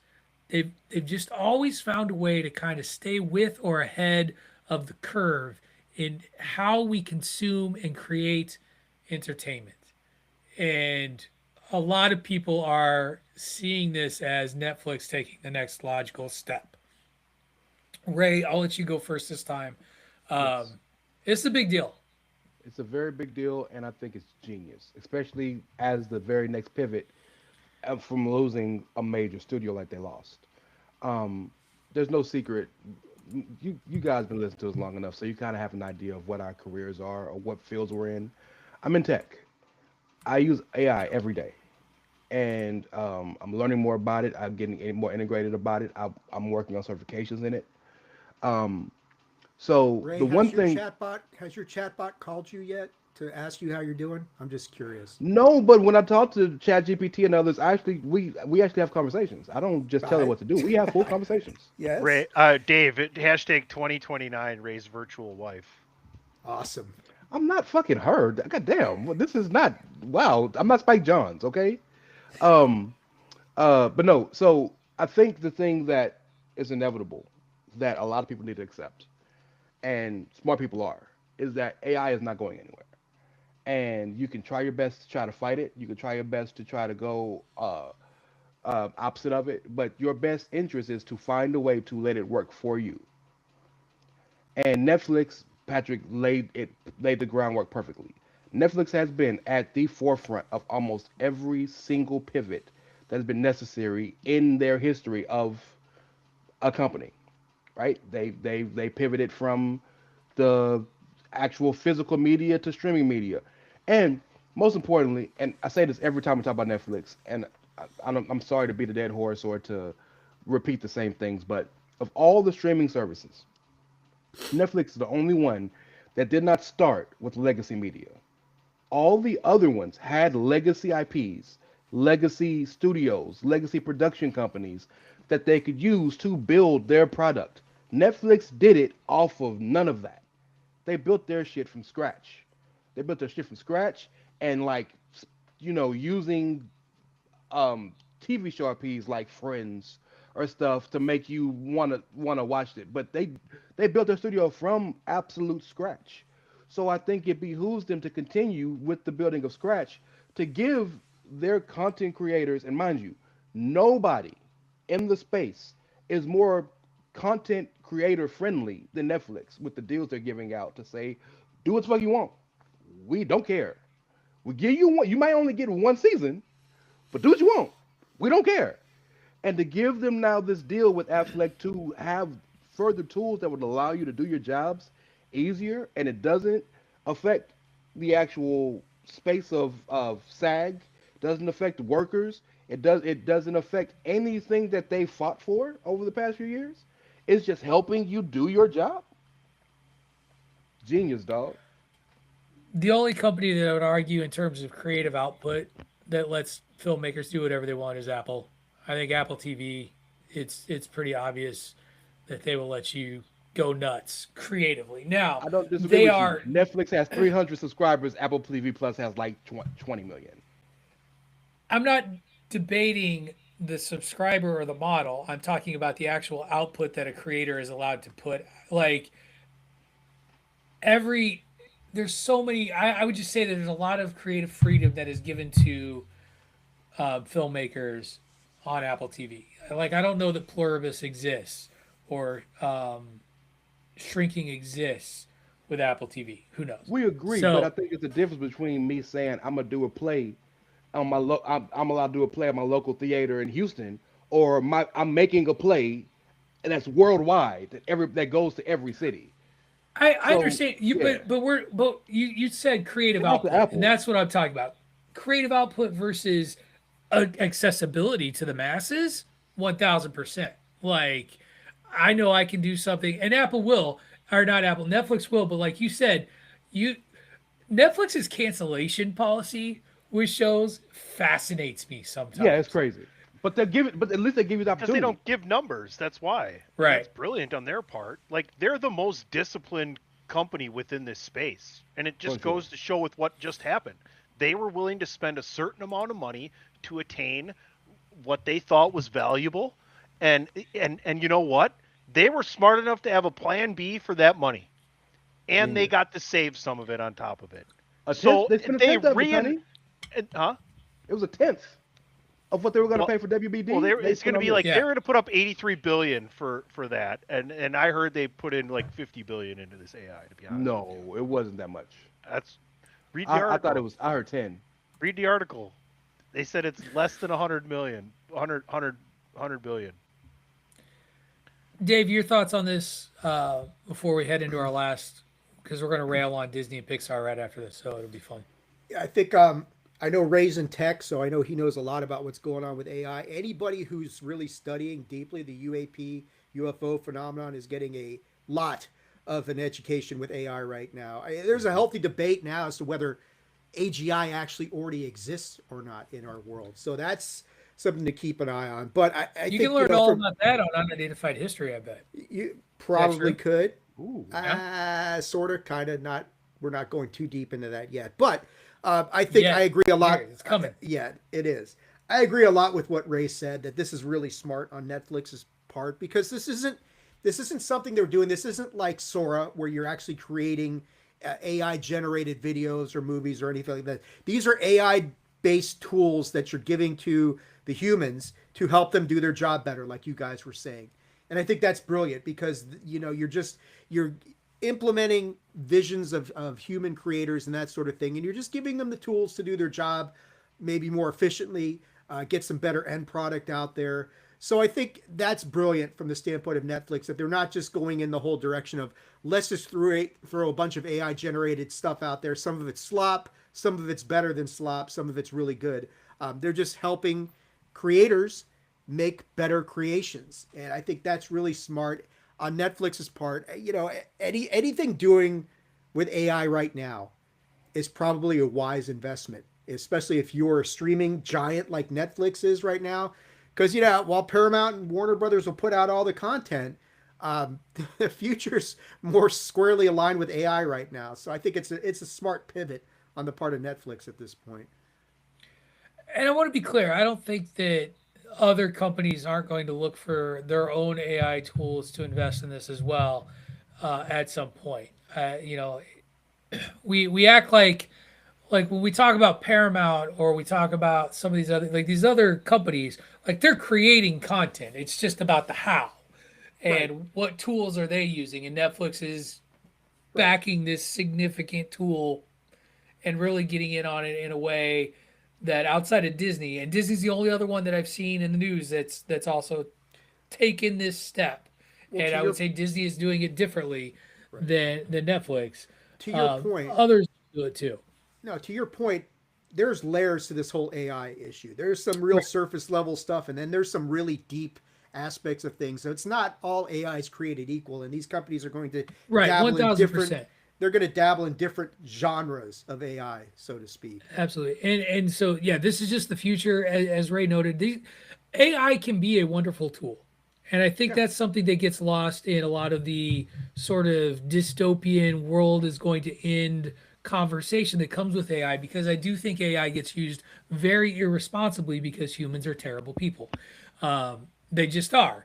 And that's why you have people using ChatGPT to do their homework and writing very terribly worded papers, or generating videos and images in a way that aren't appropriate, or writing, allowing it to do things globally that create dangerous international incidents. That's bad. Patrick, oh my God. I just feel like Retainer Boy is just like, oh, I'd love to No, come he's out and not play comfy. today. You He's are just really sitting, he's right there. He's just like, goad you ooh, into this, man. ooh, ooh, ooh. Yeah. Comic No, we're book not guy gonna and do that. Retainer Boy would be the perfect buddy cop movie. No, what will be the perfect buddy cop movie will be Frozone and Mr. Incredible teaming up once again in Incredibles 3, because kids, I hope you're looking forward to some sequels. It was announced this week, and I shared it via Variety, so that is the article I went, that kind of the future of what's coming up with films and output over the next few years from Pixar. Now, Hoppers hit theaters this weekend and is doing quite well. It has been reviewed very, very well. It has the biggest opening weekend since Coco. Original content that's not like Avatar, and the scientists will tell you it's not Avatar. It's a running joke. I haven't seen the movie yet. I'm looking forward to checking it out. The little O'Dowd wants to. A little too busy this weekend to catch it, but I think this one's going to stick around for a bit, because I think it's doing really, really well.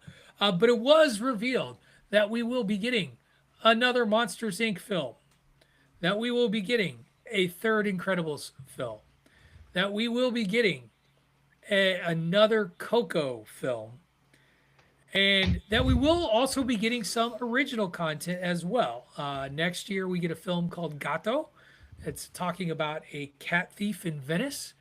Pixar has also reported that Ono Ghost Market is still on the way, has gone from being a streaming series to a movie, and that the studio is also developing its first ever musical from the director of Turning Red, Dome Shi.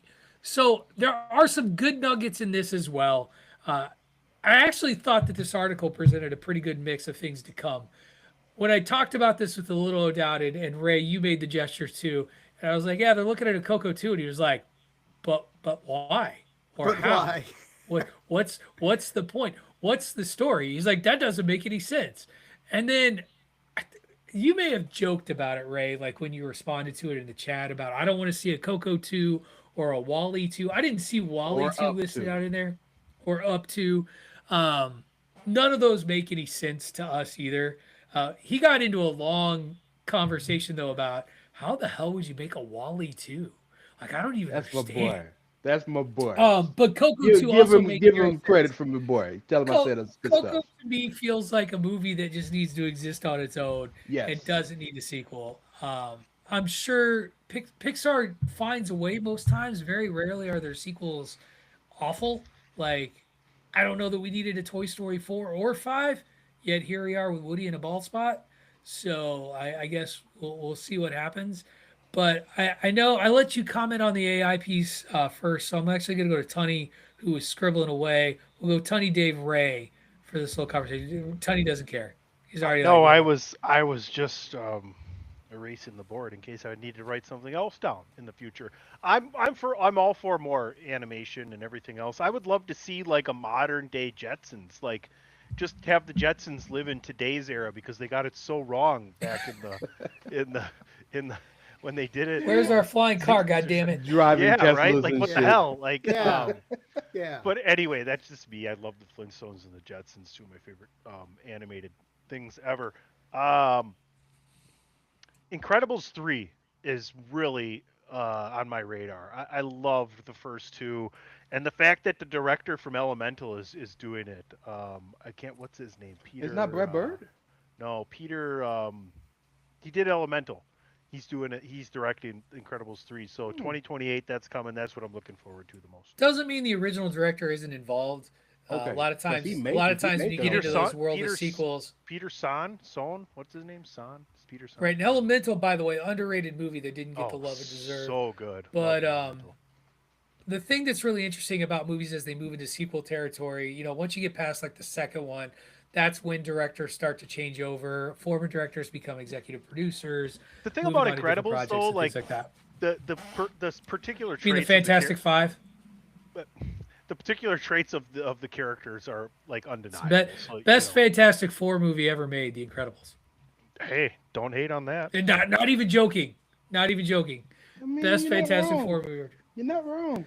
Dave, what do you think about this news story? On the bright side, for your curmudgeon ass, no live action Pixar films being converted. Wow. Just right. Well, I at mean, you they like turned the Incredibles into the Fantastic Four, so they did make the Incredibles. No, they turned the live Fantastic action. Four into the Incredibles. Look, I think like trilogies are the sweet spot, right? And that kind of ties into what you're saying, Pat, that, you can get away with 3 of them. You can make a trilogy out of stuff. It's when you start getting in the 4th and the 5th ones that danger Will Robinson, danger, that sort of thing. And you kind of saw it. I mean, Toy Story 4 was a solid movie, but was it on the level of the first 3? I would argue against that sort of thing. I'm with Tunny. I'm really looking forward to The Incredibles Part 3. It sucks we got to wait to 2029 for that. It's like, damn, that's a long way off. Monsters Inc. 3 is the one that's a tougher sell just because of where we left things off. But it is a very popular franchise, despite the fact that the Monsters Inc. ride is going away here at Disney's California Adventure, to the dismay and chagrin of many of us out here. But I love the characters. I love the concept and the theory of, laughter is more powerful than screams. I always have loved that sort of notion of things that Monsters Inc. got right. So I'm okay with that. I do question why Coco sequel. Where are we going with this sort of thing? But I'm okay with some of it. Some of it, well, that's what it comes down to. If it makes money, you're gonna make sequels, and that's why we got a 5th Toy Story, because the franchise makes a shit ton of money. That's why Cars continues to live the way that it does, because those movies, while I do not care for them at all, fucking bank when it comes to merchandise in particular. Ray, tell us how you don't want to see Coco 2. Well, look, so I don't want to see Coco 2. I don't want to see an Up sequel. I don't want to see a Wally I think sequel. Ray needs to come up with his own character, to go accompany Retainer Boy. You need to figure out a different Tony, you really want some characters today. Damn, he is all about the characters. I think when you go negative, you gotta find your opposite, your yang, your yin yang. No, But Thank Ray, you, but Ray, no. But there's some good things in there too, right? Right? There's some good nuggets Tony, in that. nobody wants to part. hear about your personal life, Tony. So I don't. So and that's the thing that I was trying to get to. It's not that I don't want to see them because they won't be good. I don't want to see them because when you have a movie that pulls at your heartstrings that much, we don't need to revisit it. Those three movies pull at your heartstrings. Coco could make you cry really hard. Yeah, the first 5 minutes of Up are probably the most devastating first 5 minutes of any movie you'll ever watch. Yeah, right. Wally and the totality of that movie and the beauty of that movie and the art imitating life, essentially as we're going, like that, and then Coco and just the beauty of the kid and Mama Coco reminiscing, and I hadn't lost too many people. I just lost my stepdad a few years ago to Alzheimer's, like Mama Coco. How much do you think Coco? This shit? How much do you think Coco made domestically? Probably like 300 million. How much do you think it 300, made 400, somewhere internationally? Probably like 500 million. 8. Yep. Well, your total is correct. 814 million, 210, Right, I knew it was and so big. 604. Yeah. Yeah. Yeah, but That gets a Mexico went sequel. crazy for it That because gets a there's Right. there's not a lot of shit that the Day of the Dead and that style and thought isn't something that is shown a lot or like brought out a lot. So that's a big El deal Dia de for los Muertos. exactly. So that's a big deal for one thing that Pixar does better than anybody is they will for sure they're culturally relevant and they will always make sure that your culture is represented in a way that is true to your culture, that is beautiful, but also is palatable to everybody watching. Encanto is a perfect example of that. Encanto was Disney. Same shit. Disney owns Pixar. Same But they're separate studios. Yeah, Believe me- yeah, but- yeah. but HBO believe me, Max. with the way that Disney shits HBO on Max. Pixar HBO marketing, Max. like let's go back to Elemental and how great the marketing was behind Elemental or Elio. Like Elio's the about one. to hit Disney Plus, and That's the like one. nobody even knew it came out. I saw, the other a thing, few commercials for Elementals. I didn't see one for Elio. the other thing I think is always really interesting is the way Pixar can take previously existing films and kind of recycle a similar idea. It's a similar, not the same idea, but do it better because they're Pixar. Coco is one of my favorite examples. Book of Life, first Dia de los Muertos Same movie. movie. Now, completely different sort of story. Like it's a love story in Book of Life. It's a beautiful love story. But then Coco comes out. Ants in A Bug's Life, way back in the day, was another example. And there's a third one that is eluding me that I was just thinking of. What you think? Oh, Gato. This next film is like a lot of people are critical of Gato because of this cat movie that just won the Oscar last year for animated film. And that it's like people are accusing it of being an imitation. And the last quick point I want to make, I forgot to make, is the reason I don't have a problem with the Monsters Inc. 3 is because there was never a Monsters Inc. 2. No, it was a Monsters prequel. University. Yep. So we never saw what happened after Boo's after all grown Southern up. took over. Yeah, we never Right. saw that. We'll see. I think it's a nice little mix of information that we've got some sequels, some new stuff coming, and I think that will bode well for Pixar. I think one of the biggest positives out of Josh D'Amaro taking over as CEO of Disney and having somebody else who's completely separate to work on the film side of things is that there is going to be better attention to both Disney and Pixar as companies and productions. So more of that as we move along. We're going to head into our second commercial break in what is a longer edition of Bandwagon Nerds this week. Nothing wrong with that. We are going to continue our Battle Royal Madness. This week it is the Sweet 16. That's right, the Sweet 16 of Battle Royal Madness. We are covering all 4 regions. It's going to be a great time. So again, if you're streaming with us live, hang tight for the awkward silence. If you're listening today on Monday, have a good time listening to those commercials. And when you come back, Sweet 16 of Battle Royal Madness, you're listening to Bandwagon Nerds here on the Chairshot Radio Network, part of the Chairshot.com. All right, welcome back, everyone, to Bandwagon Nerds here on the Chairshot Radio Network, a part of the Chairshot.com, where we remind you to always use your head. Make sure you're heading over to ProWrestlingTees.com/the Chairshot for all of your Chairshot swag needs. Folks, we've come a long way. We're in March Madness. We're at peak March Madness. I think this is the best of the tournament because of the number of matchups and the point in which we're at. Anybody else Sweet agree? 16 time. This is yeah, after this it gets a lot faster because the numbers just dwindle. These are the final four in each of our regions that we're working out here. It's going to be a lot of fun. We move on to the Elite 8 next week. But in order to do that, we got to hand it over to our master of ceremonies, the king of the tournament of Battle Royal Madness, one Raymond S. Cashington, Esquire. Take it away, sir. Ladies and gentlemen, boys and girls, children of all ages, Bandwagon Nerds proudly brings to you its favorite. I don't have a road dogism for this, but hey, what's up, everybody? It's your boy. Ray, just tell everybody if they're not down with this, we got two He got words fired. for you. We could have got him. He's fired. He's not doing anything. I mean, hey, you know, but because oh, you didn't know? Because Dave wants me to say it. If you're not down with that, I got two words for you.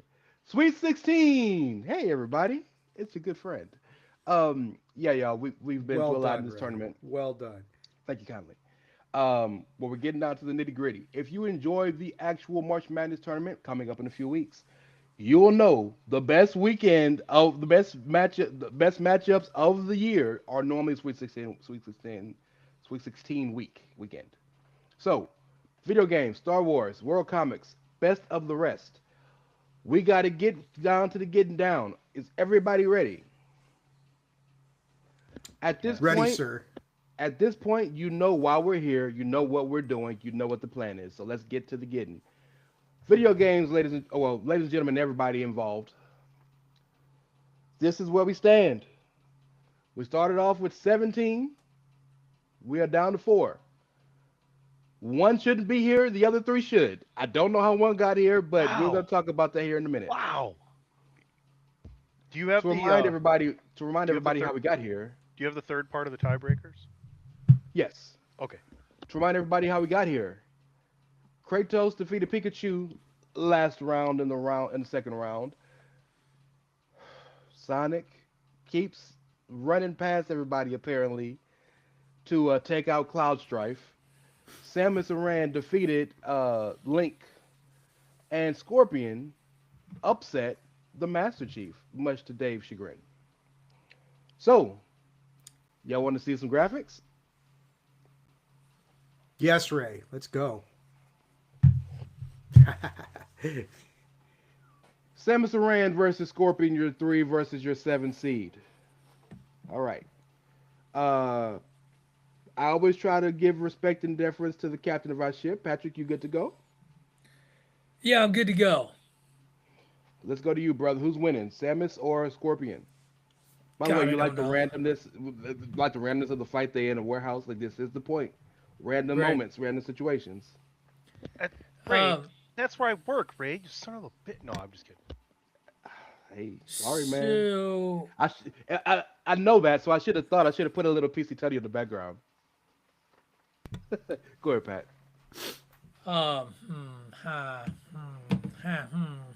Yeah, this is good. So I know we've gone long today. This was going to probably be the longest one of all of them because this is the hardest one to think of. Well, and for me, it always comes down to at what level of Samus Aran are we dealing with? Are we maxed out level where she has all the tech at the end of the video game? Or are we at the very beginning where she has her blast cannon and can jump? I'm going to go with fully armed, but it's tough for me with Scorpion because he takes on an otherworldly supernatural element the further along you get in Mortal Kombat as well. And so it is, does Samus's tech overcome Scorpion? And at the end of the day, I always tend to side with supernatural. And so in this case, in an upset, I'm picking Scorpion over Samus as he is able to get over here and chop a bitch's head off. Dave. I like Pat's analysis up to the point where he picks the winner. So I'm gonna go with Samus Aran on this one. Just call him Chalk Unger. Chalk. I think the Rock tech, Chalk Unger.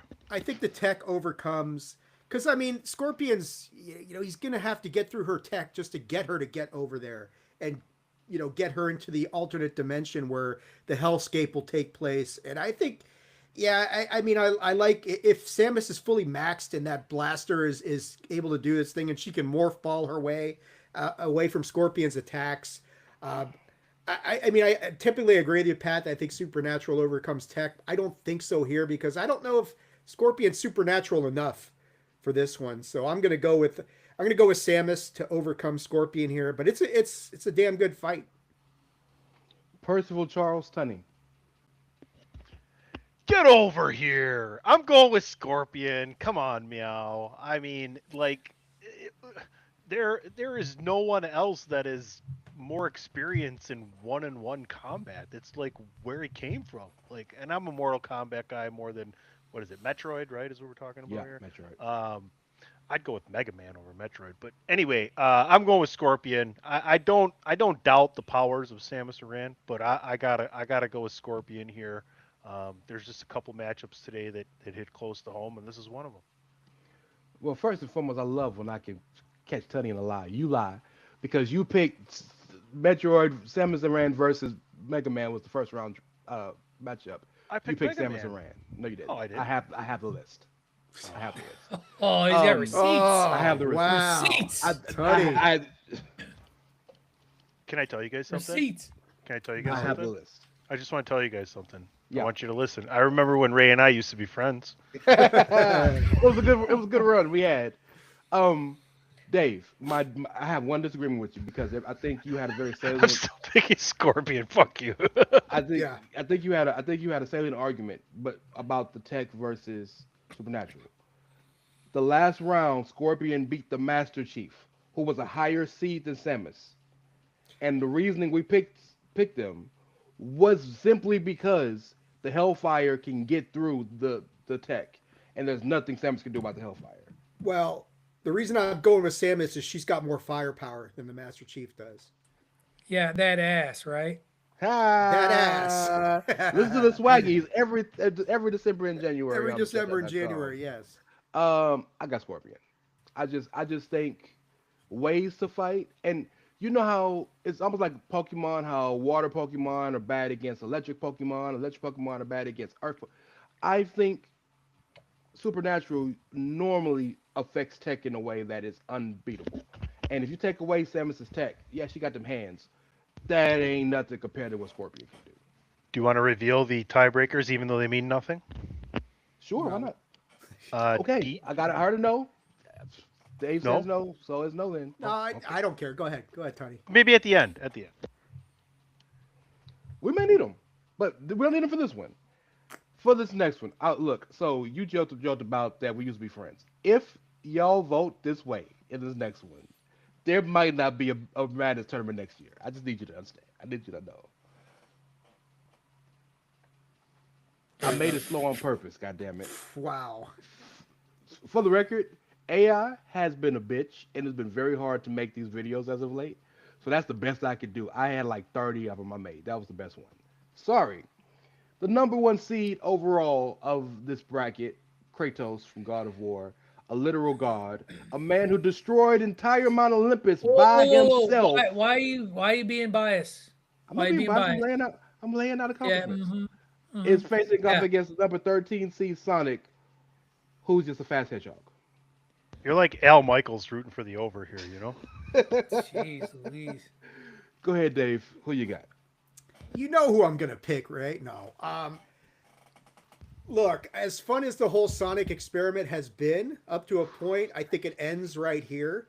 Because, as fast as he is and all the stuff he can unload on Kratos isn't going to really do enough damage. You said to... load. Oh, that was awesome. Yeah. I don't think Sonic can do the damage necessary to take down Kratos. And sooner or later, a lot of what you said there right at the beginning comes into play here. This is a being that takes down gods routinely. And fun. Sonic is fast and has powers. I think more powers than Ray gives him credit for, but not enough to get by Kratos here. So I am staying chalky here on this one, and I'm taking the God of War, literally, to win this one. Your long national nightmare may be over, Ray. I'm hoping so, dog. Let's go to Jack's grandson. He's my uncle, by the way, you dickhead. Same shit. Wow. I got Sonic. Sonic God has damn it. It's light speed, dude. He's got time stop ability. Like in light, if this is like the Flash, if you can manipulate time and you're faster than the speed of light, what the fuck can you do with that? What can you do with This that? is why I called your bitch ass out about the Mega Man shit you just said. I wanted you to make a video of Kratos getting knocked with all the rings popping out of his bitch ass. I got Sonic the Hedgehog. Let's go, Sega. Patrick, I want to remind you that you and I are good friends, and I value our friendship. It doesn't matter, Ray. I mean, I have to consider whether or not I actually want to do Madness next year. I guess is really do we want to keep I'm glad Battle you Royale know. Madness on the air? Patrick, you can vote for Sonic. Unfortunately for Sonic, the glass sneaker breaks. Kratos is literally like Sister Kratos Mary is literally dead. God Sister as Mary well. is dead. It's bullshit. That's that. I'm sorry. Kratos has killed fucking Zeus. At least Scorpion moved on. I'm not. Scorpion's beating Kratos. I swear to God. He's not. I don't think he is, but okay. Yes. So Kratos over Sonic. Go ahead, Ray. So let me tell you, first and foremost, I love 2/3 of the people on the show. Secondly, of course, you know who I'm picking. For the record, I need you to understand, I made graphics for these before we ever started the tournament. I guessed that we would pick Kratos versus Scorpion to be the Elite Eight matchup. So well done for all of y'all for picking how I thought we'd pick. And thank you for the. Can we give a moment of silence for Sonic and his legendary run in the tournament? Just it was a good run. It was George Mason. Sonic is this year's George Mason. Yeah, the Belmont. We actually like George Mason. They're rough Prizio. Actually, Belmont didn't even make the tournament. They were supposed to win their conference tournaments. They didn't even. You know that in the refs' locker room, mid-major. they found 1,000 rings in the refs' locker room after the match. That's why he lost. He got disqualified. God damn it. All right, guys. That is video game. So, Elite 8 next week for all the marbles, or all the rings, apparently. Kratos, the number 1 versus the number 7 seed Scorpion. But we got to go to a completely different bracket. We're going to turn the page on our video games and move to World Comics. As you see where we started, this is where we are. Chalk, baby. Omni-Man defeated Hellboy. Invincible defeated Optimus Prime. Spawn defeated Bloodshot. And Homelander, much to Dave and my daughter's chagrin, defeated Sailor Moon. Shout out to Dave for choosing Sailor Moon, by the way. I appreciate it. I truly do. Let's get to the getting. Father versus son. Invincible, the number 4 seed, versus his daddy, number 1, Omni-Man. Mark mad, y'all. We've seen this fight slightly before, but it's different now because Mark knows his powers, knows himself. Mark's defeated. He killed Conquest. He done killed 55 different versions of Sterling K. Brown.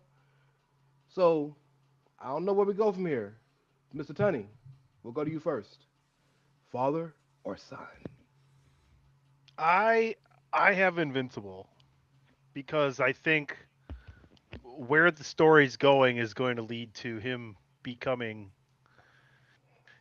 surpassing his father. And you know, the funny thing is like one of the best sayings I've ever heard is the only person that really truly wants you to do better than them is your father or your mother, right?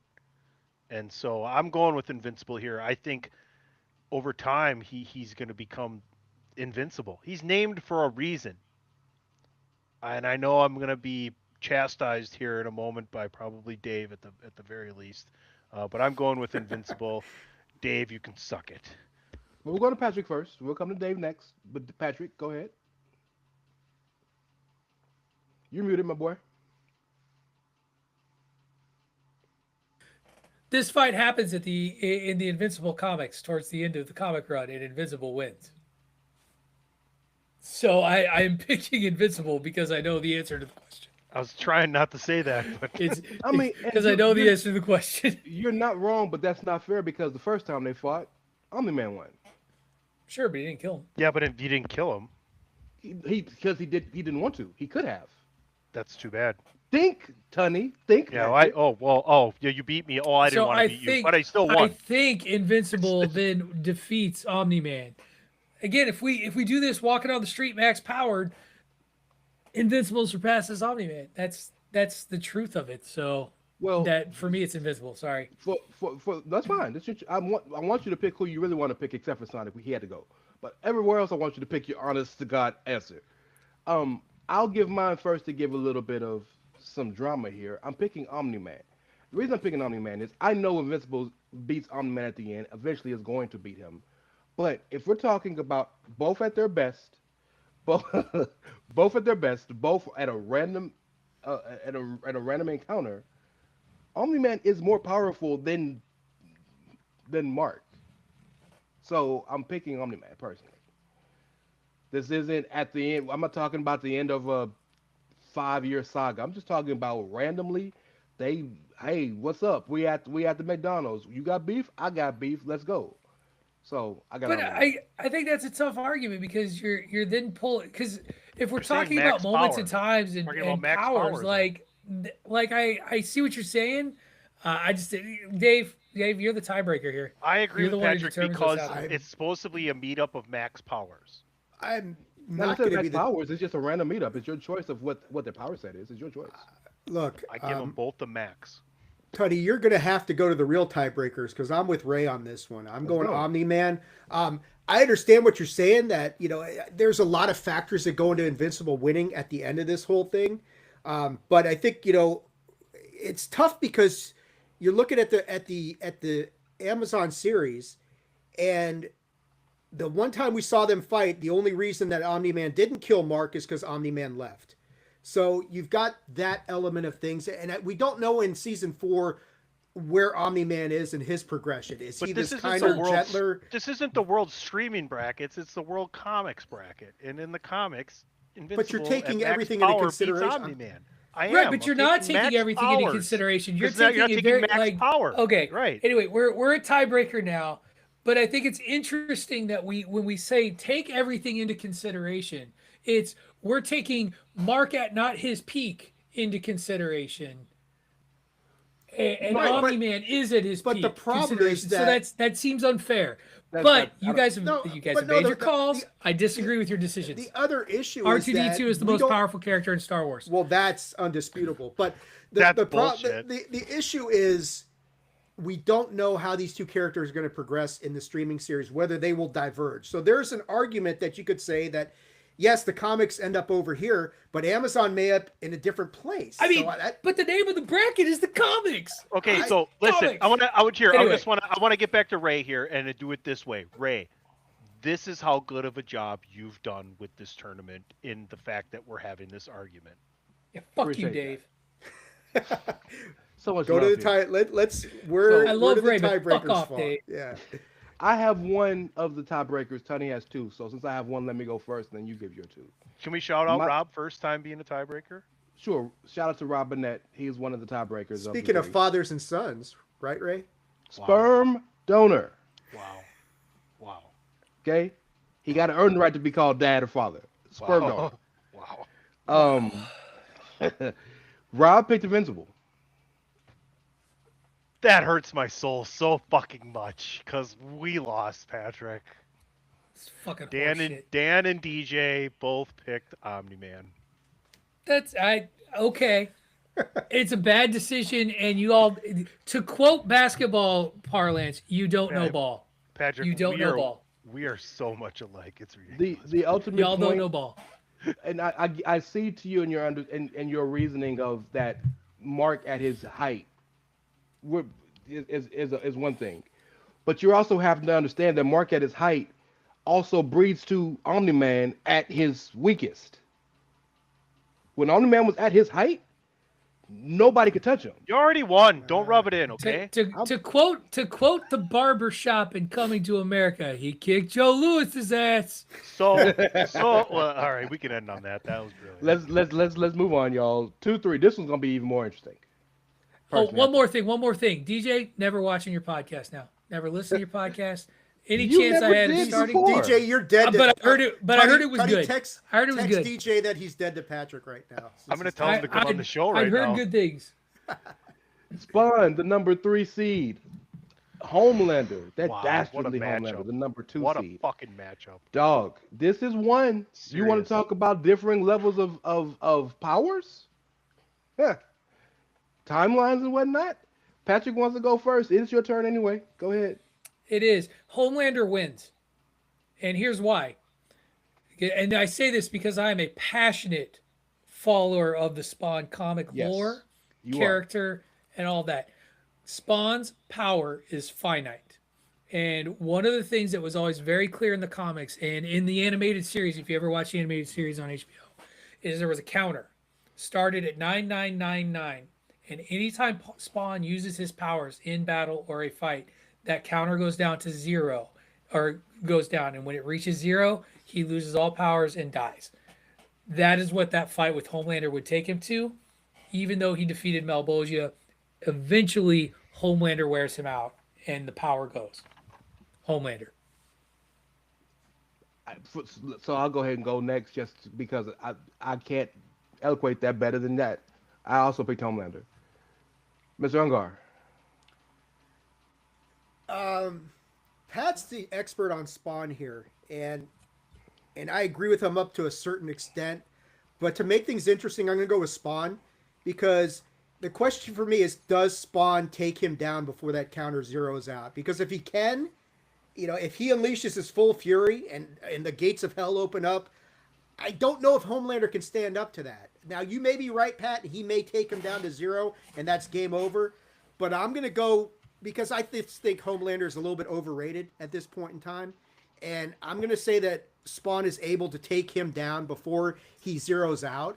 So I'm going to go with Spawn here. But everything you said, Pat, makes a lot of sense, and it really does. But I think because I'm at the point where I think Homelander is a little overrated right now, I'm going to say Spawn is able to take him down before he zeroes out. So I'll go with Spawn here and keep things interesting. But before we go to Tony, I want to give Dave credit for his point in this one point. Homelander is extremely OP'd, extremely overpowered, can do everything and anything. Homelander don't got hands. He is not a good fighter. Spawn got hands. Spawn can actually fight.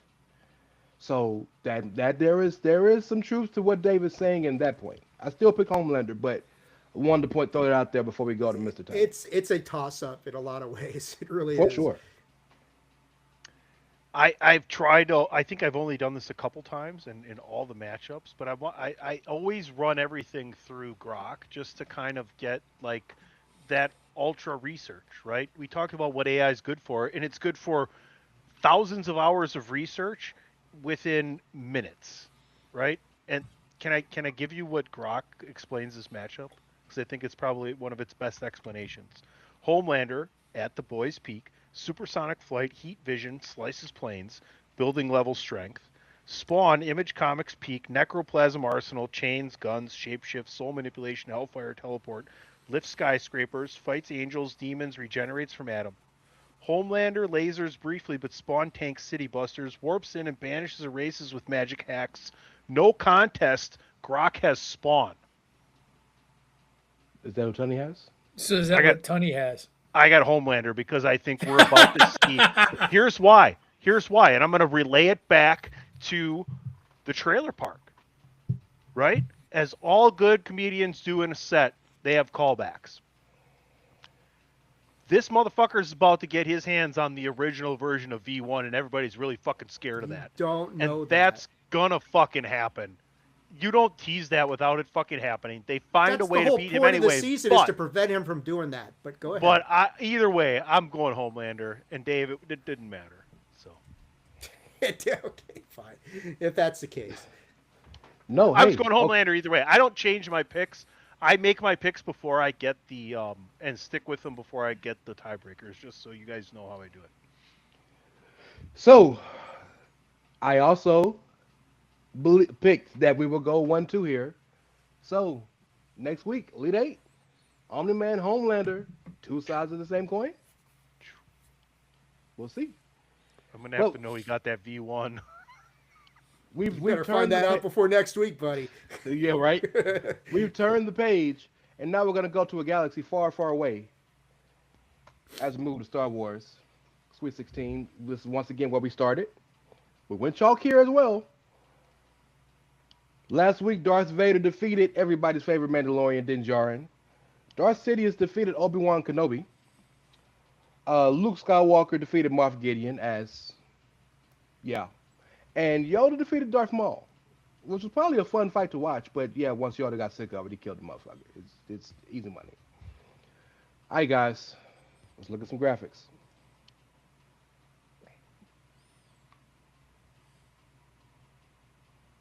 Damn, Yoda got tall. He Hey, did. man, look. Hey, He did. Look. You work with the or parameters Luke what you give. shrank. It's mini Luke. You work with the parameters what you give it. Luke Okay? felt he was at a disadvantage at his regular height. Yeah, so he used the force to shrink himself down to 5'4". We started with Patrick last? Yeah, so Dave, my man. So I love the Star Wars bracket because both matchups are Master versus Apprentice, right? Yes. And it's a classic situation of Master versus Apprentice.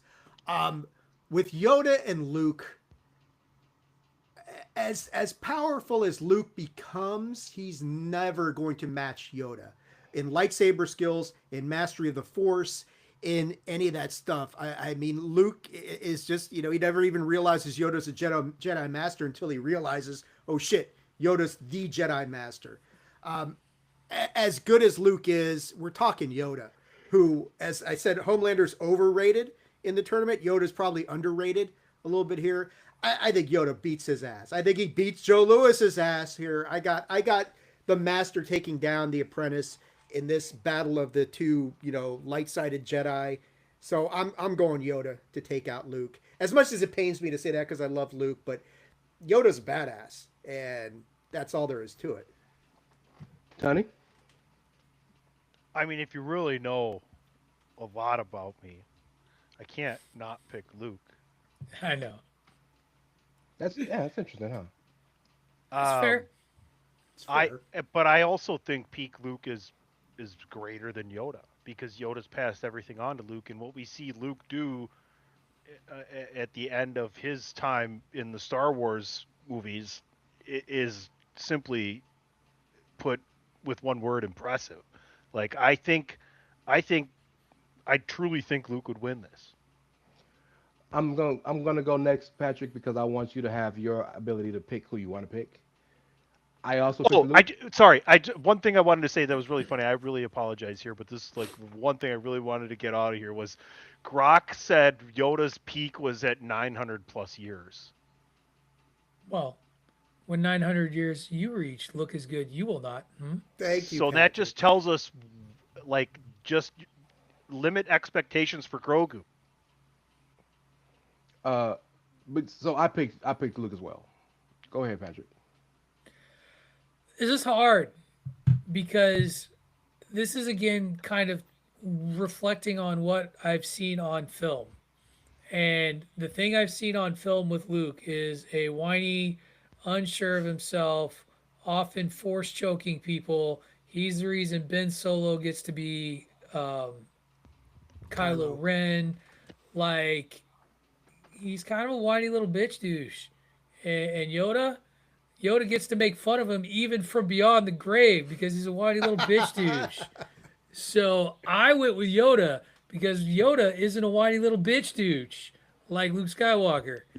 He just ninja flips the hell out of it. He doesn't beat up people because he can. He just does. He knows that he can kill you. Ray, I want to give you and when the he has suspense. to, he needs to. Ray, I want to give you the suspense moment. Dan picked Luke. Ray picked Yoda, or DJ picked Yoda. Oh. So it's up to your dad, Ray. I wanted to give you the suspense moment. You're the man, and I want to say that while we're giving that to you, right now is the moment where we're going to thank you once again for doing this because this is awesome. Thank you. Don't use that D word, sir. Stop using that D word. It's Luke Skywalker, yo. Wow. Rob picked Luke Skywalker. It's an insult to Luke's everywhere. Pat, it's like they've never watched Star Wars or something. It is What the not. fuck, It is man? not. It is not everywhere. Let me tell you. How would you know? I can tell you for 100% certain it is not everywhere. How would you know, Tony? Just saying, I know a guy. Do you? Do you know a guy? All right, so let Luke Skywalker's moving on from this one.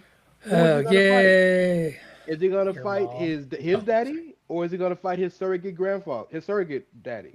Right? Because if Rey is his surrogate daughter. Yeah, I don't fucking know. Palpatine Nobody is knows. I'm Don't so talk confused. about get to the Son of a graphic, plumber, man. Don't or what? Okay. don't be bringing up episode 9. That might get Retainer Boy out here, and I don't want that. Talk No. more about that. No. That's a good one. For a second, I thought he was gonna watch his own fight, and that was that would have even been funnier. For the record, let me let you guys know this was done this morning. There it is. Because AI fucked up everything for me, and I had to do this morning. Got you. I mean, the only complaint I have is student versus mentor. It is master and apprentice, Ray. That's Man, got look, more dog. power. Okay, give me a No. break. Dave, you know how hard AI is to I control. know. Come on. Well, you know, if you Look, no, to be fair, I I typed would have that, called so, it a yeah. master versus apprentice. Do you want me to? I can stop this No. and start back up and put the correct one if you No, want. no, no, To no. our it's- 7-hour show. Yeah, it's all right, Ray. Okay, Vader versus Uncle Dead Guy. Well, both of them are technically. Well, Daddy Dead Guy versus Uncle Dead Guy. How about that? I will never call him Darth Sidious or Palpatine anymore. He's Uncle Dead Guy from now on. Thank you, episode 9. Who went first last time? Was it Patrick? No, it was Dave. I went first last. Tony, Should be. which dead guy you picking? The only one with a Lego helmet. Darth Vader. That tracks. That's That sound absolutely reasoning. tracks. That's flawless. Period. End of story. Go You ahead, guys Patrick. talk about the specifics here. Darth Vader was always supposed to be the peak of the Force. He was always supposed to be the one to bring balance to the Force, and the only reason he's not is because J.J. Abrams insists on making shitty sequels to films that didn't necessarily need them. And if you watch episodes 1 through 6, Vader is that character because he is ultimately the one who kills the Emperor at the end. Thank you, dogs. I appreciate the agreement. I went with Vader.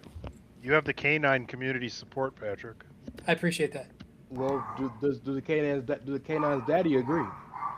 No, the K9's daddy does not agree. You're talking the Emperor here. The Emperor is the reason Darth Vader comes into being. He's the one who manipulates Anakin Skywalker. Because he's scared of him. Because he's scared of him. But it doesn't Anyway, go matter ahead. that he's scared of him because he's the one who manipulates him the whole time. He's the puppet master pulling the strings of an intergalactic war. The only reason Vader beats him is because he's so focused on trying to kill Luke that he never suspects that Vader would betray him. And that's right. Yeah. I mean, you never really get to see. But Dave, in a world where you can feel and sense thoughts and where people are aligning, he didn't sense or feel that, and that's a gigantic advantage that Darth Vader had. No, because we Just admitted it. You could say just the same thing admitted it. about the stupid Snoke storyline, which I'm not going to get into. But you never see Sidious at his full power. I don't think you ever get to see that in the entire series. And I think him maxed out, full power, Force lightning, the whole power of the dark side. And Vader, yeah, I got Sidious, man. I think he takes down his apprentice in this whole situation.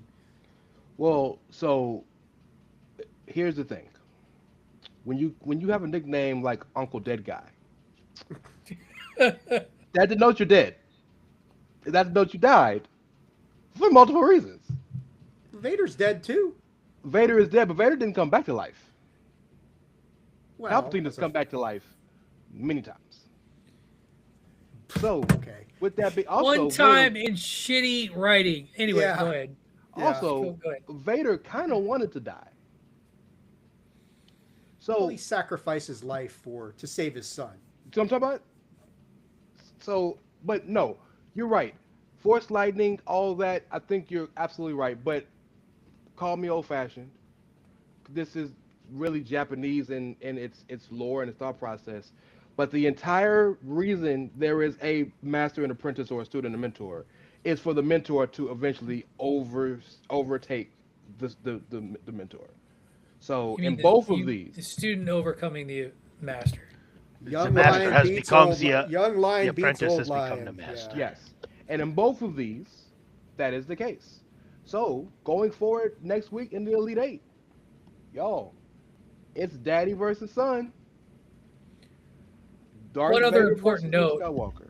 One other important note, like he did literally pull his ass out of lava, fucking with one arm. Vader's badass. Yeah, ain't no fucking around. All right, guys, that's it. That's it for Star Wars. But we need to go to the movies. That poster in the crowd is like Annie can. That's cute. That's cute. Andy can. We are at the movies, y'all, and where we started off about at Best of the Rest. It's where we are now. Last week, Godzilla beat Jason Voorhees. Not shocking. It was a good snack. Kong beat T-800. Goku beat the Predator, and Sauron beat Pennywise. So chalk again. Let's see. The 1 seed Godzilla, the 4 seed Kong. I feel like we've seen this before. The most anticipated matchup. I mean, you got Duke and Michigan State here. And for the record, while Godzilla usually wins these fights, it's never a full-on defeat. More so than it's something else going on. So we got to move on. If they fight to the death, Kong might have a shot. We have the wrong people on this show. There's Well, somebody Rob and Dan, who's You know, our pal Jason, or what's his Yeah. name? Who's pal? Jason. Yeah, J pal. Yeah, those two guys go back and forth. I think Rob's on the Godzilla side. Yeah, Jay, yeah. And Jay's on the Kong side, I think. Or do I got that flipped? You might have No, it you're flipped. right. You're no. Because So Rob we picked. we know know who we Rob know picked one in of the the tiebreakers. tiebreaker. We know one of the Right. tiebreakers. Yes. Right. Is it my turn or is it your turn, right? It's not you, Patrick. Here's the thing. You mentioned it. We've Is it? seen this fight Doesn't several matter. times. Yeah, we've seen this fight several times. The Godzilla wins and Kong survives because Godzilla lets him survive. Like every time, even in the most recent iteration, Godzilla kicks the shit out of King Kong, and that was after Kong got his magic axe. Which the less said about like how ridiculous that is, the better. But it's inevitable. Godzilla almost always like doesn't just win; he like handles him, and then it's usually they team up later or something like that. So I'm going with Godzilla. I'm going with the 1 seed. There's a reason he's a 1 seed. David. Everything Patrick said. We've seen this before. Godzilla's beaten his ass before. You talk about a fight to the He death. has not kicked Joe Lewis's ass. He has not kicked Joe Lewis's ass, but Joe Lewis is not in this bracket. Neither is R2D2. We could have Joe Lewis versus R2D2. That'd be a fun fight. God, that's Yeah, cataclysmic. that's a tough one. But look, the only reason that Kong survived the fight against Godzilla is because we went through techno gymnastics to jumpstart his heart in Godzilla versus Kong. Otherwise, he's dead. So we've seen this fight. It's a no contest. This is probably the easiest one of the day so far. It's Godzilla all day, every day. Tony? I mean, you can say it, Tony. It's okay. Mothra's not walking through that door. Okay, so what's the other one? Who's the other one? Destoroyah? That ain't walking through that King door. Ghidorah? Yeah, Godzilla here. Hey man, chalk baby. No. They say he's got to go to the Elite Eight. Godzilla. For the record, every March Madness has a number 1 overall. Godzilla was the number 1 overall. If he didn't make it to the Elite Eight, it would have been the shock of the tournament. I mean, King Kong don't have shit on him. Fucking Nice, Patrick. I'm on a roll Thank today, you. fellas. Fucking We- like butter. Denzel Washington thanks you for that royalty you just paid him. Denzel. We did not. Maybe. Mm. Gentlemen, this is the most difficult. This is the most difficult decision I've had to make all bracket. I actually had to go to ChatGPT and talk it out with him. 'Cause I don't know. I really don't know. That's more scientific than I flipped a coin and Goku won. Well, Patrick picked Goku. I guess Patrick went first. He did. Dave? And you can see it's a tough So call. I didn't go to ChatGPT or Gemini, or well, Grok is a little bit difficult to go to for me right now. But I went to them like the last bracket we did this and learned a lot about Goku in the process of that. I did not go to hit this week, but I'm picking Goku as well. I mean, world-ending basically power when he's completely powered up against Sauron, who, yes, with the One Ring, extremely powerful, but I don't know what you're going to throw the hordes of Mordor at Goku, and he's going to laugh at them and obliterate all of them, and then come after Sauron himself.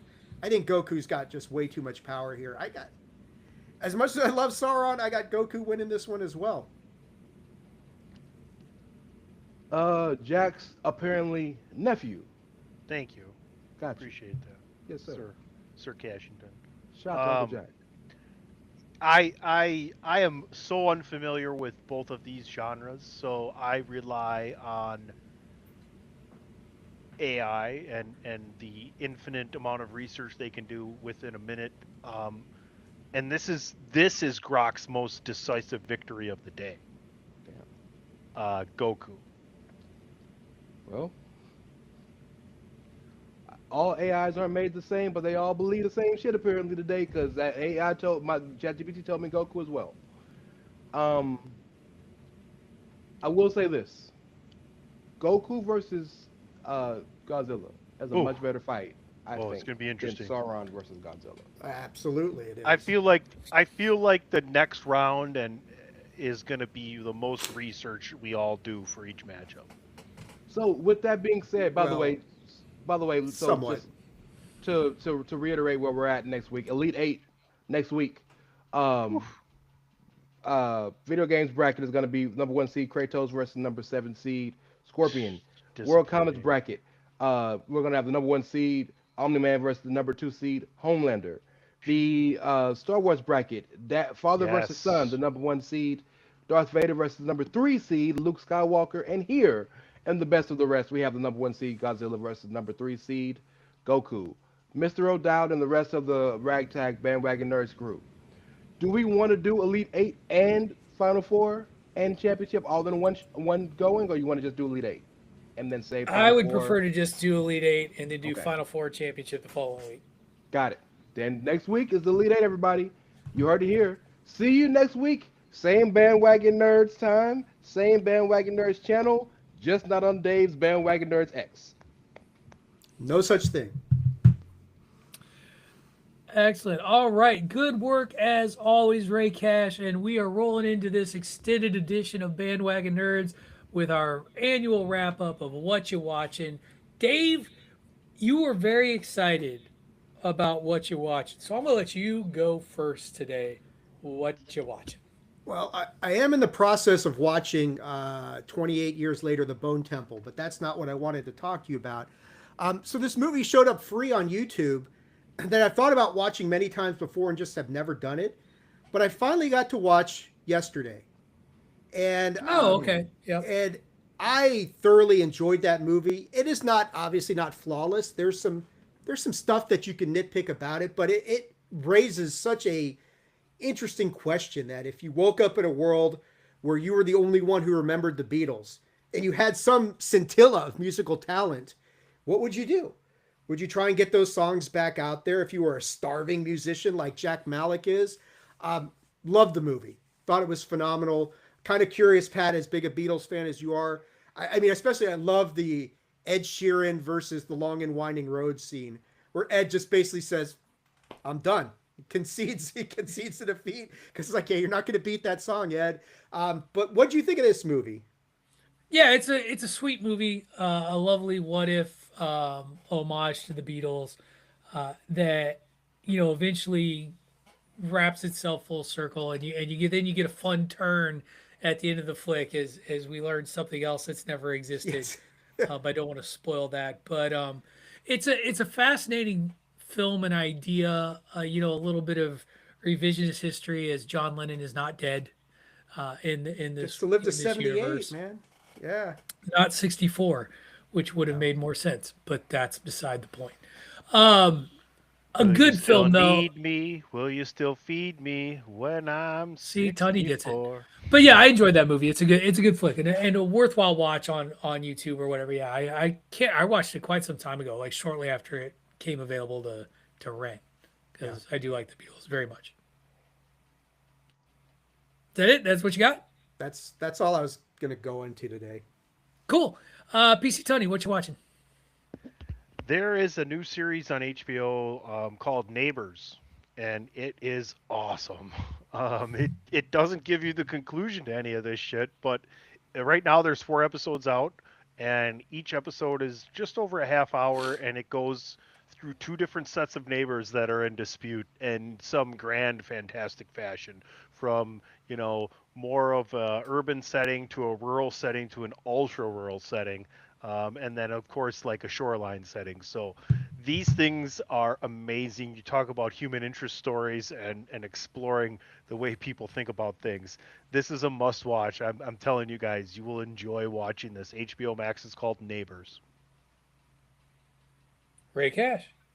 I want to make one quick Battle Royale Madness note that I just realized. In the best of the rest bracket, every single pick has been unanimous except for Dracula versus Pennywise. And I'm the only one to pick Dracula. Everybody else picked Pennywise. Other than that, it is everything unanimous. I have never seen anything like it, and that means I did a bad job with that bracket. So we will be. I will make sure next year. Or you seeded it perfectly. Maybe. So same the usuals. Alex Cross again, best show none of you ever heard of or watched. And in terms of a new thing I watched that I'm finishing once we get off the call, Warhammer with Alan Richson, aka soon to be Batman. Good movie. Cool. I have continued to watch the new season of Scrubs, enjoying that thoroughly. Very much just a show that makes me happy, even though Tony hates it. Shrinking also has been quite good. My favorite character in Shrinking is played by Ted McGinley. And for those of you who know who Ted McGinley is, he is often regarded as the guy that gets hired for TV series for them to die.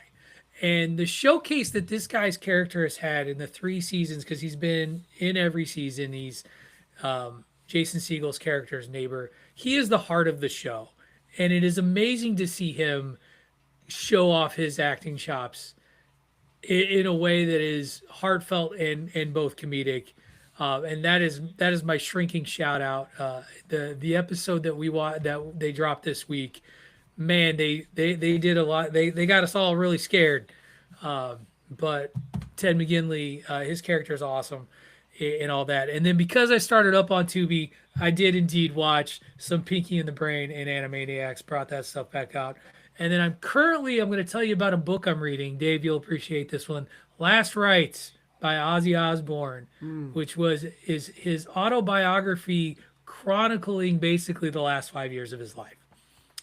He knows he's going to die and he writes about it. That reminds me. Can I make a shout out real fast? Sure. There's a bookstore in Houston called Oh Goody a Book. It's a black-owned bookstore that's only open 1 week out of the month. So one Saturday all day, and then one Sunday all day, and then one Monday all day. And you go there, and you can pick as many books as you want that you can fit in a bag, and it's $30 a bag. You can buy them individually, but it's $30 a bag. Yep. Me and my mom just went yesterday, and we picked up like 40 some odd books, and I got 11 of them, and they're all like I got an Eternals movie book, I got a Blue Black Panther book, I got a Miles Morales book, all the graphic novels. I have a book, actually, true story. Dave, I need you to text me your address. I have a book I'm going to send you. It's a Superman book. Oh, he's going to text you a bag of poop that lights on fire once you grab it. No, this is going to be FedExed. That's I'm going to to you, send Tony. you That's in the going to you, mail Tony. the actual book. Cool. Regardless, great stuff as always. We are getting closer and closer to having to make some decisions come March 24th. A lot of series are coming, so that'll be fun. We'll get to that soon. I think March 24th is the magic day, right? For Invincible. Well, Invincible's the In 18th. Daredevil? Daredevil's March 24th. Yeah. Daredevil's the 24th. And then Invincible's the The 18th. Boys. We'll figure it out. I Yep. believe in All of it's happening all at once. I believe in us. And we'll find a way to cover all kinds of stuff. We'll figure it out one way or the other. because the tournament will be over with, so we'll have a lot of time. Right. We're gonna rewatch Lock and Key from episode 1. We are going to rewatch Witcher season 4 of The Witcher. That's the end I'm of not even Bandwagon gonna give you Nerds 2 here. weeks That's notice. It's just I'm fucking done. Only season 3 of Lock and Key too. You can have my fucking parking spot, okay? Fair enough. I will make my way to Wisconsin. All right, folks. That's going to do it. Thank you, everyone, for listening to this week's edition of Bandwagon Nerds. Battle Royal Madness Elite 8 next week. Very, very excited for that. But until then, get yourself out of the basement, get some sun, and buckle up, Buttercup. We got some great matches in your future. It's going to be a lot of fun. You've been listening to Bandwagon Nerds here on the Chairshot Radio Network, part of the Chairshot.com.